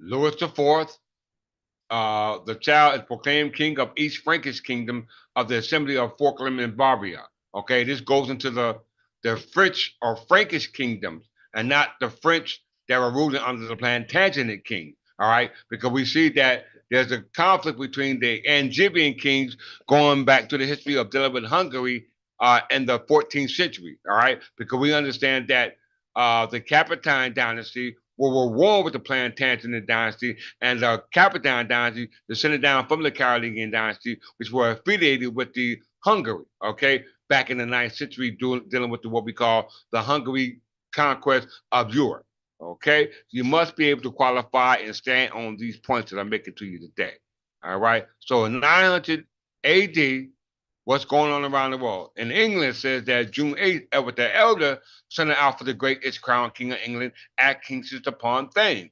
We know Edward the Elder is his father of who? Is the son of who? Ed, son of Alfred the Great, right? Edward the pardon, so I think I got that wrong. Edward the Elder, yeah, son of Alfred the Great. I was right. And Ellsworth. And Ellsworth is definitely an Asiatic system. So Albert the Elder, son of Alfred the Great, is crowned King of England. Also, you have Baldwin II from the Count of Flanders, who's also of the Frankish kings, descended down from Charles the Bald, had Fulk the Venerable, Bishop of Reims, assassinated. You hear that? Baldwin II, Count of Flanders, from the Frankish kings, i.e., Clovis I, who all were converted to Christianity by Pope Gregory I when they converted themselves from barbarianism. Okay, we already know that, and it says that these descendants from barbarian have Fulk the Venerable, Bishop of Reims, assassinated. Why is this important? Let's take a look at the depiction of the ethnicity of Fulk, the Archbishop of Reims. All right, who is this Fulk? Because Godfrey the Fifth kind of man Jew, father was called Fulk the Fifth. So they got the family surname Fulk. So why is this important? Fulk, Archbishop of Reims. Fulk the Venerable died June 17, 1900 AD, same time era, was Archbishop of Reims from 883 until his death. He was a key figure in the political conflict of the West Frankish kingdom that followed the dissolution of the Carolingian Empire in the late 19th century. That's why they killed him. That's why they had him assassinated as a result of the dissolution of the Carolingian Empire, which was founded by the Merovingian Empire, which was founded by Clovis I, who never claimed to be descendants of God like the Anglo-Saxons. So look at the picture of Fulk the Venerable, who was also of the English Benedictine monastery founded by Saint Benedict of Nursia. Okay, it's very important to understand that. Look at the picture of this brother.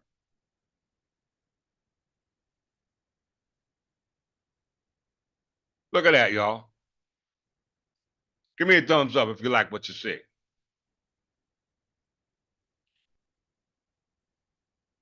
Everybody give me a thumbs up if you like to see. Look at the depiction of that Pope. All right.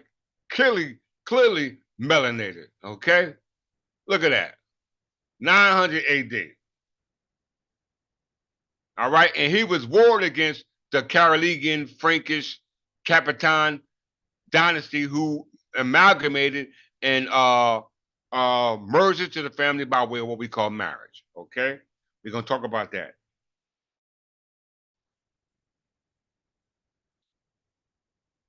Boy, y'all better comprehend. Look at the face of this being. He's a saint.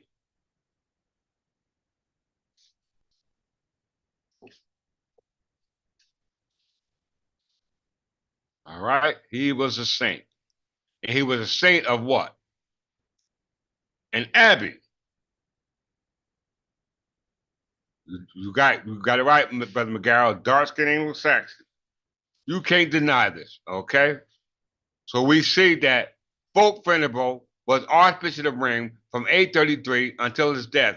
He was a key figure in the political conflict with the West Frankish kingdom that followed the dissolution of the Carolingian Empire. Okay, very, very, very important because if we go back to 900 AD on the calendar, what did they say happened to Pope Archbishop of what was it called Archbishop of Reims, Bishop of Reims? He said that Baldwin II had Fulk Venerable Bishop of Reims assassinated. Had him assassinated. That's very important to comprehend why they had him assassinated because he was in conflict with the Carolingian dynasty, with warring with the Plantagenet dynasty, who were all descended down from Fulk the Fifth. No wonder he got that name, Fulk. Okay, and he was of the what abbey was that called?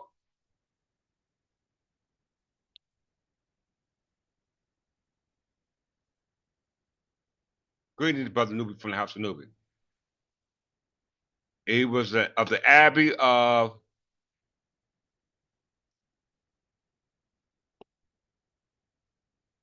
Abbey of Saint Remy. All right, Abbey of Saint Remy. Why is this important? Let's see why the Abbey of Saint Remy is so important.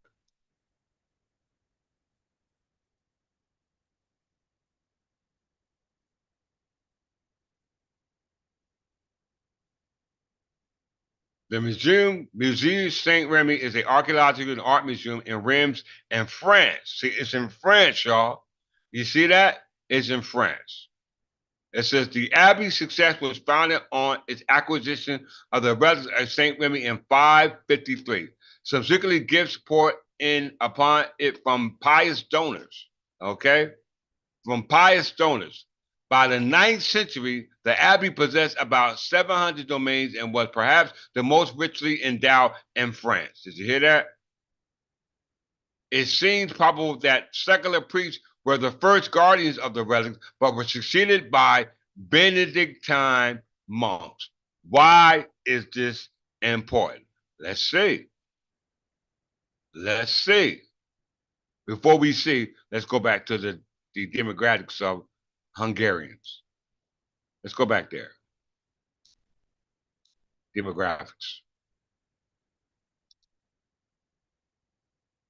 Because the demographics in the 14th century become obscure because it says before the plague at the time of the Angevin kings. Okay, the Angevin kings. Who were the Angevin kings? All right, this becomes a problem when you don't understand who the Angevin kings are.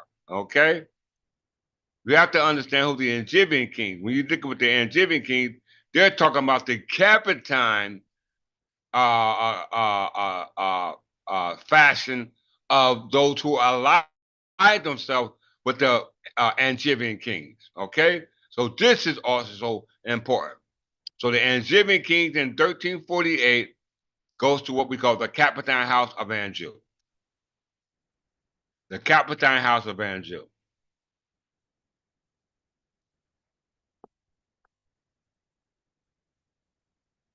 The Capetine House of Anjou, or House of Anjou, Sicily, or the House of Anjou, Nepal, was the royal house of cadet branch of the Capetine dynasty. That's all we need to read. The Capetine House was the House of Anjou, was a cadet branch of the Capetine dynasty. All right? The Capetine dynasty were the ones who took part in the Plantagenet and Capetine rivalry, which we call the 100-Year War. The 100-Year War.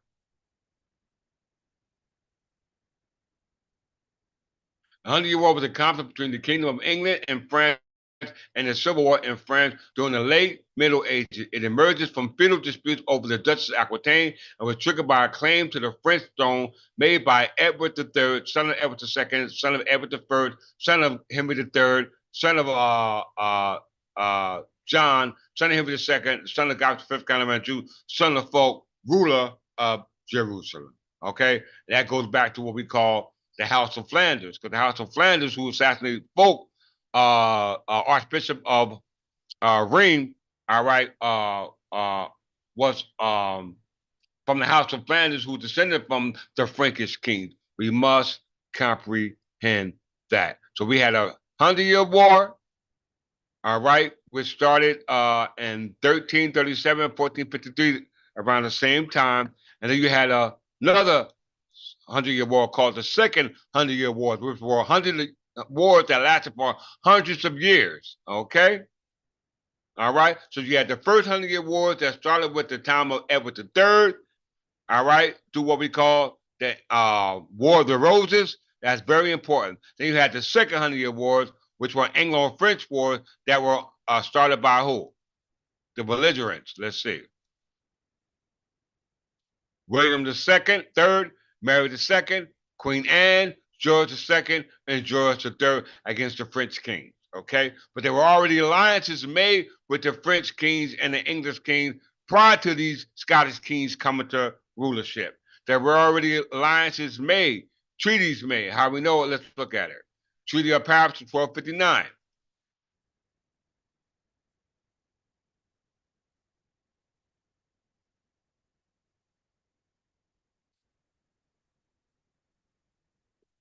The Treaty of Paris, also known as the Treaty of Abbeville, was a peace treaty agreed between King Henry Louis IX of France and King Henry III of England on the 4th of December, 1259, briefly ended the century-long conflict between the Capetine and Plantagenet dynasty.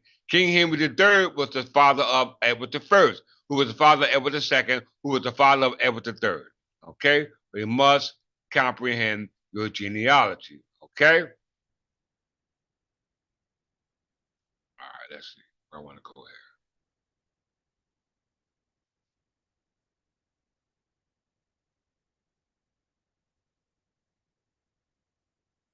So once again, going back to Perth Amboy, associating Perth Amboy with the crown.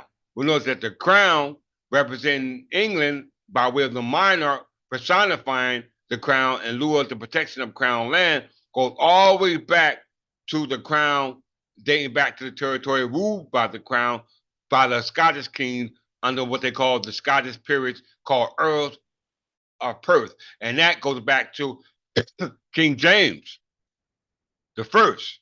He established that title.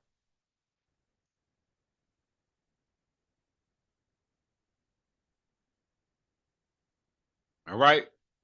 Created by King James the Sixth of Scotland. He wasn't even the King of England, y'all. He wasn't even King of England yet, and he just created that title called the Peerage title in reference to the Earls of Perth. And the Earls of Perth are linked to the Hungary, all right, the Prince of Hungary at the time of the conflict of the war, the Norman conquest of William the Conqueror.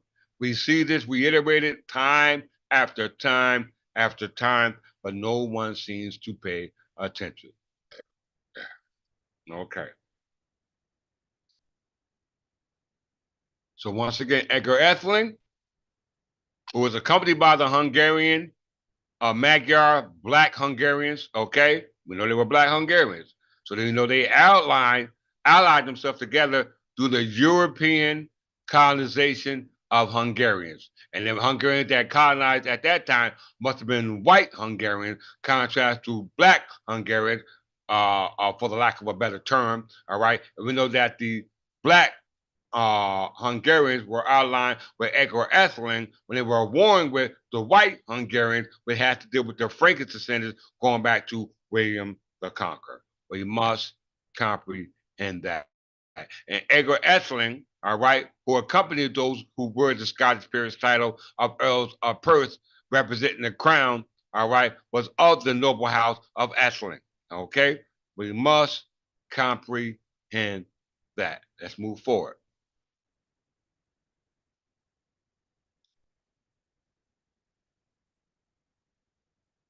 So Edgar Atheling was from the King of Wessex. Edgar the Peaceful was from the Kings of Wessex. All right, very important because we know that Folk Archbishop, what was that? Rheims was a part of the Benedictine monastery before it was actually reformed by King Edgar the Peaceful as a result of removing the secular monks and replacing with monks, monastery monks. Okay, very important for you to understand that because that was the whole purpose of intent for how the monastery was supposed to be ran based upon English Benedictine reform, based upon their relationship and affiliation and oath to protect the crown. All right, how we know it? Let's just read it in part. In the 7th and 8th century England, most monasteries were Benedictine, but in the 9th century, learning monasticism declined severely. Alfred the Great deplored the decline and started to reverse it. The court of Atherton in 924 to 939, the first king of the whole of England was a cosmopolitan, and the future reformers such as Dunstan and Ethelwerd learned from the continental exponents of the monastic reform of the Benedictine monastery. The English movement became dominant, meaning at its height or at the point under King Edgar in 959 to 975, who supported the expulsion of secular clergy from the monastery and cathedral chapters and their replacement by monks. The reformer had close relations with the crown, furthering its interest and depending on it for its support. So the king just depended upon the crown for support, and the crown depended upon the king for support because they worked in tandem. Okay, one can't work without the other. So why is this important? The Independent Reform was for the crown, which represented the church and church property. Okay, the church and church property, which was unlawfully being conveyed or transferred by way of the inheritable contract that was created by the creator of the contract, which was heritable in nature because it was not based upon that law under the common law in reference to what we call the law of trust. Okay, the law of trust. All right. So it's very important to understand how important we are as English heirs to send it down from King Edgar the Peaceful. All right. And the purpose and intent of why he established the monastery in the first place and where it was established. And it was established in what they call a territory in England called Somerset. Okay. Somerset, England. So let's talk about that because King Edgar died in Somerset, England. Let's just get that real quick. Because we know Edgar Atheling of the noble family known as Edgar II, descended down from King Edgar the first Edgar. All right, and Edgar means rich in spirit. King Edgar the Peaceful means rich in spirit, and we know the spirit side means rich in descendants. Okay, so King Edgar was the son of Edred, was the son, not Edred, son of Edward the Martyr, and after him, it was Ethelred the Unready. Ethelred the Unready was the father of Edmund Ironside. Edmund Ironside was the father of Edward the Elder. And Edward the Elder was the father of what we call Edgar Atheling. Okay, and we know Edgar Atheling was at the time warring against Frankish king William the Conqueror and was assisted by Black Hungarians or Black Magyars through the time of what we call the Black Hungarians who ruled Europe at the time of the invasion of white Hungarians who were invading Europe when it was occupied by Berbers. Okay, by Berbers, dark-skinned Berbers. These Berbers were actually known when they were inhabiting territories in Asia, known as what we call the Sumerians. Okay, the Sumerians or the people from Sumer were the same people from Somerset. The same exact people. We must comprehend that. Okay, King Edgar died in Glastonbury, and Glastonbury is in where? Somerset. All right. Burial, Glastonbury, England, and that's in Somerset. Why is that important? Okay, because we know Perth Amboy is in Middlesex County, and Middlesex County is in New Jersey. We also had a Somerset County within New Jersey, and Somerset County is named after Somerset, England, where King Edgar the Peaceful resided at, as well as transferred.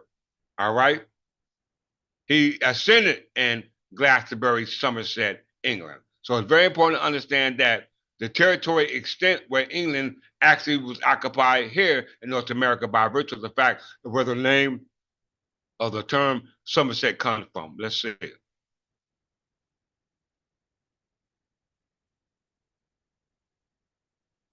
We know New Jersey was the crown. 1702 has always been the crown, going back all the way back to King Edgar the Peaceful. As we can see, Somerset County, New Jersey.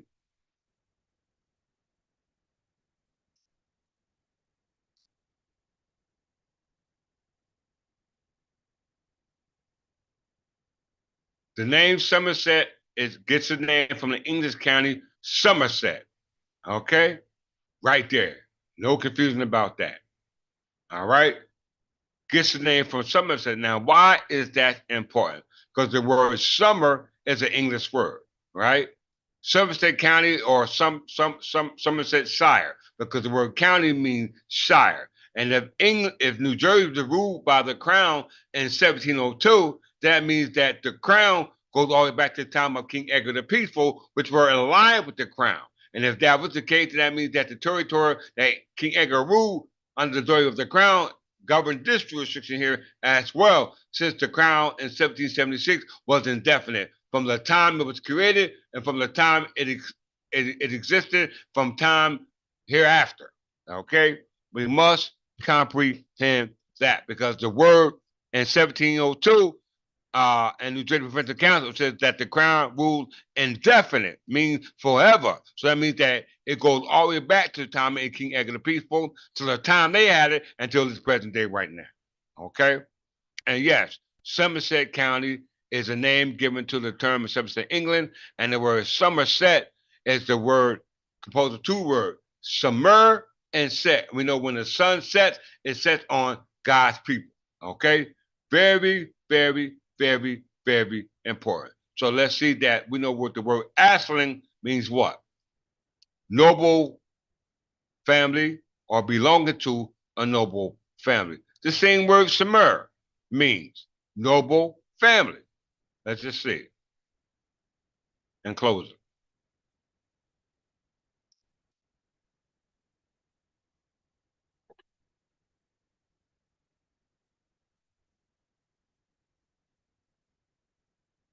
Everybody hold that thought. Everybody give me a thumbs up if you like what you hear.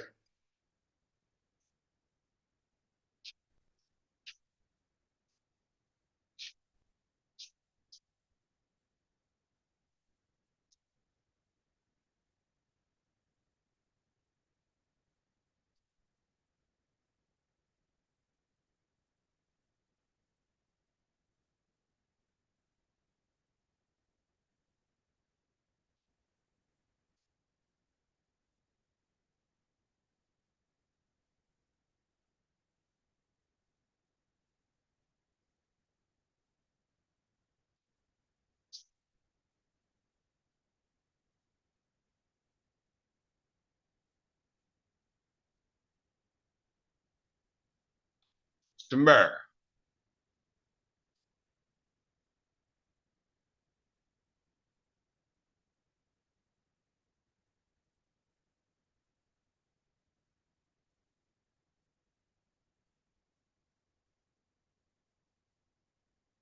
Sumer is the earliest known civilization located in the historical region in southern Mesopotamia.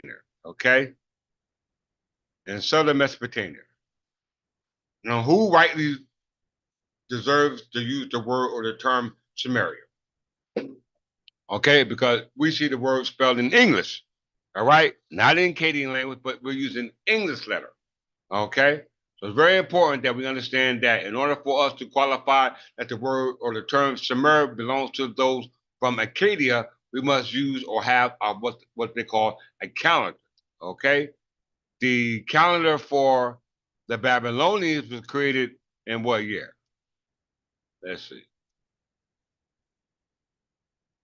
The Babylonian calendar for the Sumerians or from Sumer was created in what year? 27, no, 1780 BC. All right. The Babylonian calendar for those of Sumer was created in 1715 BCE or the Seleucid era, 294 BCE. Okay, so it can either be Babylonian calendar or Berber calendar. We're saying it's the Berber calendar. How we know it? Let's see. Let's start in 1 BC.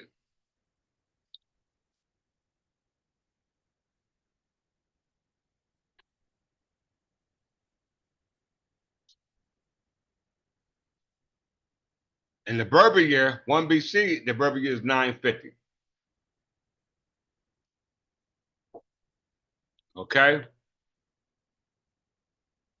The Hebrew year is 3760, 3760, 3761. All right? The Babylonians calendar ain't even existed. I don't even see a Babylonian calendar on this calendar. All right? It was created in what they said, 1780. 1780 BC. So where's the calendar then? All right?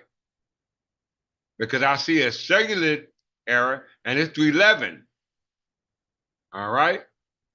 And that's based off the Hellenistic civilization. Okay, but in 1 BC, all right, according to the Gregorian calendar and the Berber calendar, is 950. Okay, and there is no English speaking out here, so you can't call us English people because we have a Berber calendar. So it don't mean Babylonian calendar; it means Berber calendar because we see here in the at condition means found of the city. That means that in 753, that's in the 26th dynasty of the Berber kings. Okay, 753 is the 26th dynasty. which were ruled by Libyan Berbers. Okay, we must comprehend the timeline. Okay, so going back to Sumer. Okay, the definition of the word Sumer. All right, had nothing to do with those who claim to be Akkadians or Syrians or all those terminology because you use an English word. When we use the word English word Sumer, we got to associate it with the English word Sumer derives from. Okay, very important for you to comprehend that. And the identity of those from Sumer is very important as well. All right. So the term Sumer in Akkadian is Romanized to Sumeru.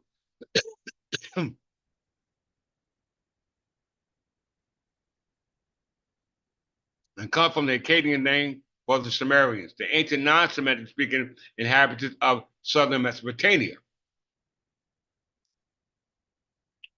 In their inscription, the Sumerians called their land Kingur, or the country of the noble lords, or country of lords, or noble, and their language Sumergi and Sumerian, blah, blah, blah. So the word Sumerian, according to the etymology of the word, it's associated with the land of those noble lords, okay? Land of the noble lords is also has to deal with those that are black. Let's see. All right, those are black. Let's see. The origin of Sumerian is not known, but the people of Sumer refer to themselves as black-headed ones or the black-headed people. You hear that? Sumerian, Romanized, Sagic, head plus black, or Ga, finally, Sengiga, head of black, relative marker. Okay? So it's telling you Sumerian or the people from Sumer were actually black people. Okay? If you want to deal with the etymology of the word, it's black people. Okay? So we must comprehend that. And when we say black people, we're not associating black people with those that are associated with those that originated from Babylonians because they're not even here yet based upon the calendar. But black people here in regards to Berbers, because Berbers were black people, and the Berbers were considered, according to the 1911 encyclopedia, the Anglo-Saxons. Okay? So if we're going to look at the word black people and associate them with Anglo-Saxon, we got to go back to the origin of the word Sumer in Anglo-Saxon English. Okay? And let's see what the word Sumer look like there. Let's go there. The word Sumer.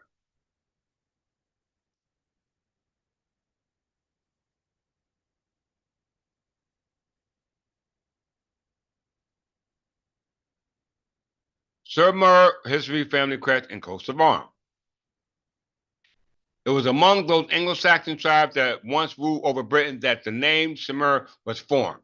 The name was derived from the baptismal name for the son of Summer, a person name given to the child who was born in summer. Okay? Who was born in summer. So look at the word Summer. Somer.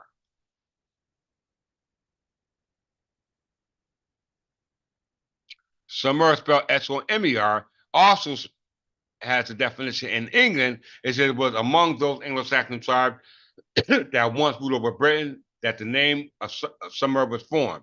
The name was derived from the baptismal name of the son of Summer, personal name given to a child who was born in summer. The same definition. Now, what is the definition of the word summer in Germany? Let's see. Oh, what do we have here?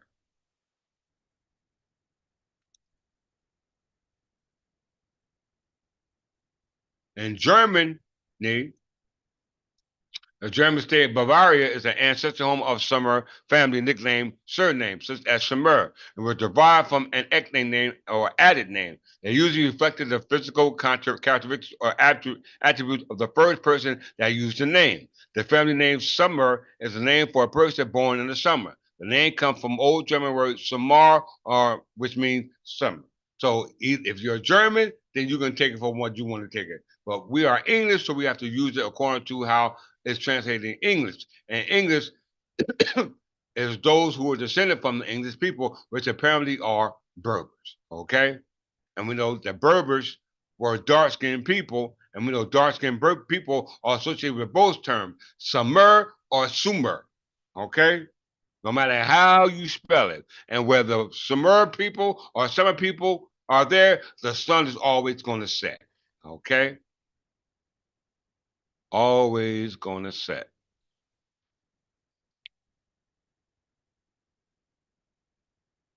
So in closing,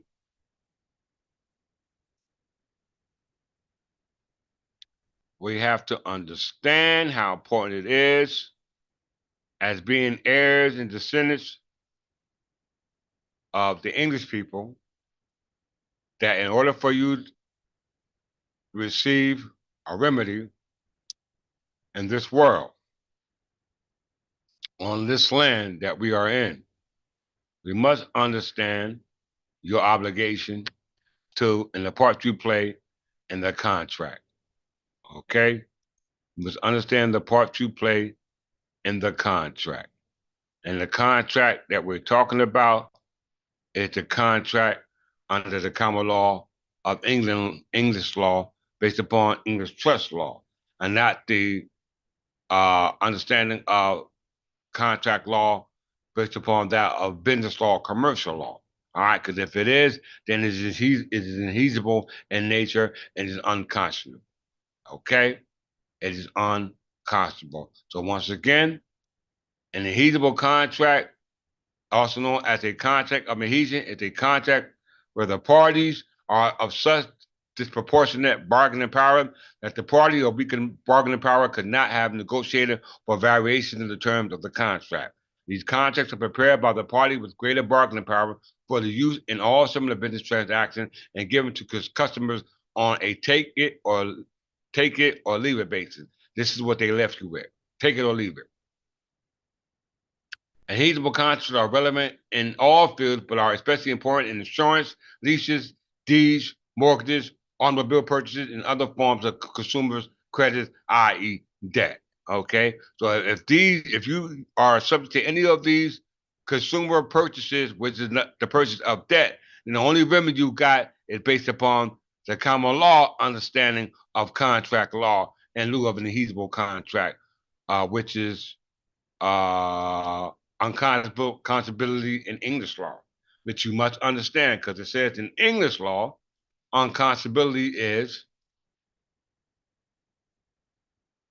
a field of contract law and the law of trust, which precludes the enforcement of voluntary or consensual obligation, unfairly exploiting the unequal power of the consenting party. So if you are a consenting party to a trust that was not created for you as a beneficiary, then it's inheasible because you have weaker bargaining power than the one who created the trust for you, which is the one who managed the trust, which is not a proper trustee. Because if you understand trust law and English law versus with understand trust law from the English perspective and contractual agreement, then you will understand it from trust law, where it originated from.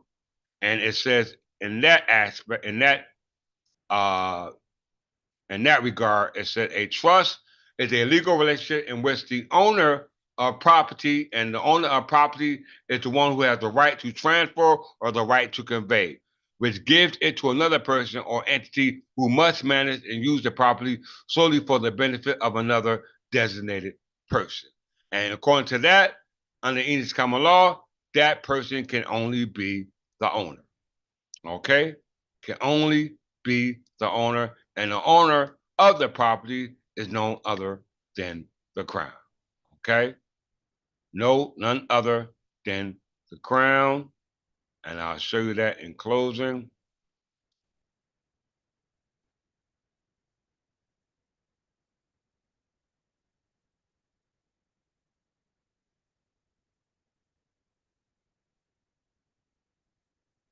Right there. Article 2.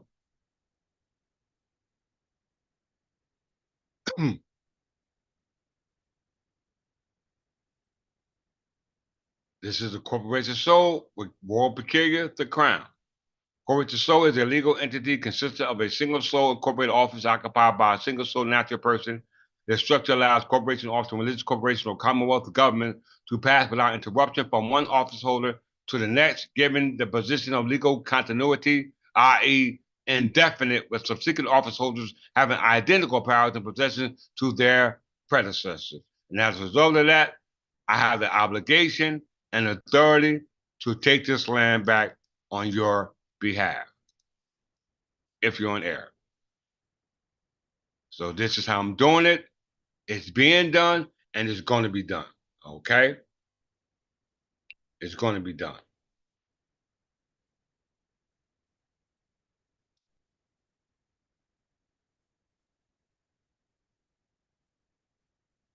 All right. So with that, uh, tomorrow is going to be a beautiful class. And each and every one should definitely be there tomorrow because it encompasses the whole purpose and intent of why we here, why we are here, and the purpose and intent, what it is that we're trying to accomplish while we're here, for what it is we're trying to ascend to. Okay, so the next lesson that we're going to do is definitely uh important for you to be there because it's about your ascension. Okay, it encompasses the understanding about how we are going to ascend as a people. And the name and the title of that lecture is If We Were in a Computer Simulation, Who Wrote Your Program? Okay, so without further ado, we're going to bring this lesson to a close, and I'm going to greet you as I always meet you,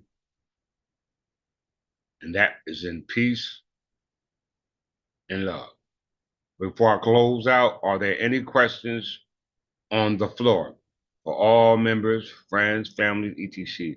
Are there any questions in regards to the comprehension that Perth Amboy is actually the seat of our king, King Edgar the Peaceful, as a result of um, the Earls of Perth, which goes back to the clans of Drummond, and the Earls of Drummond were affiliated with the Hungary House. And the Hungary House goes back to George the Prince, who assisted Edgar Ethelred or Edgar II, who was the great great grandson of King Edgar the Peaceful, who is our Jesus Christ, which I am the reincarnation of in this day and time. And my obligation, just like their obligation, is to make sure that this estate remains protected. And with that, I greet you as I meet you, as that's in peace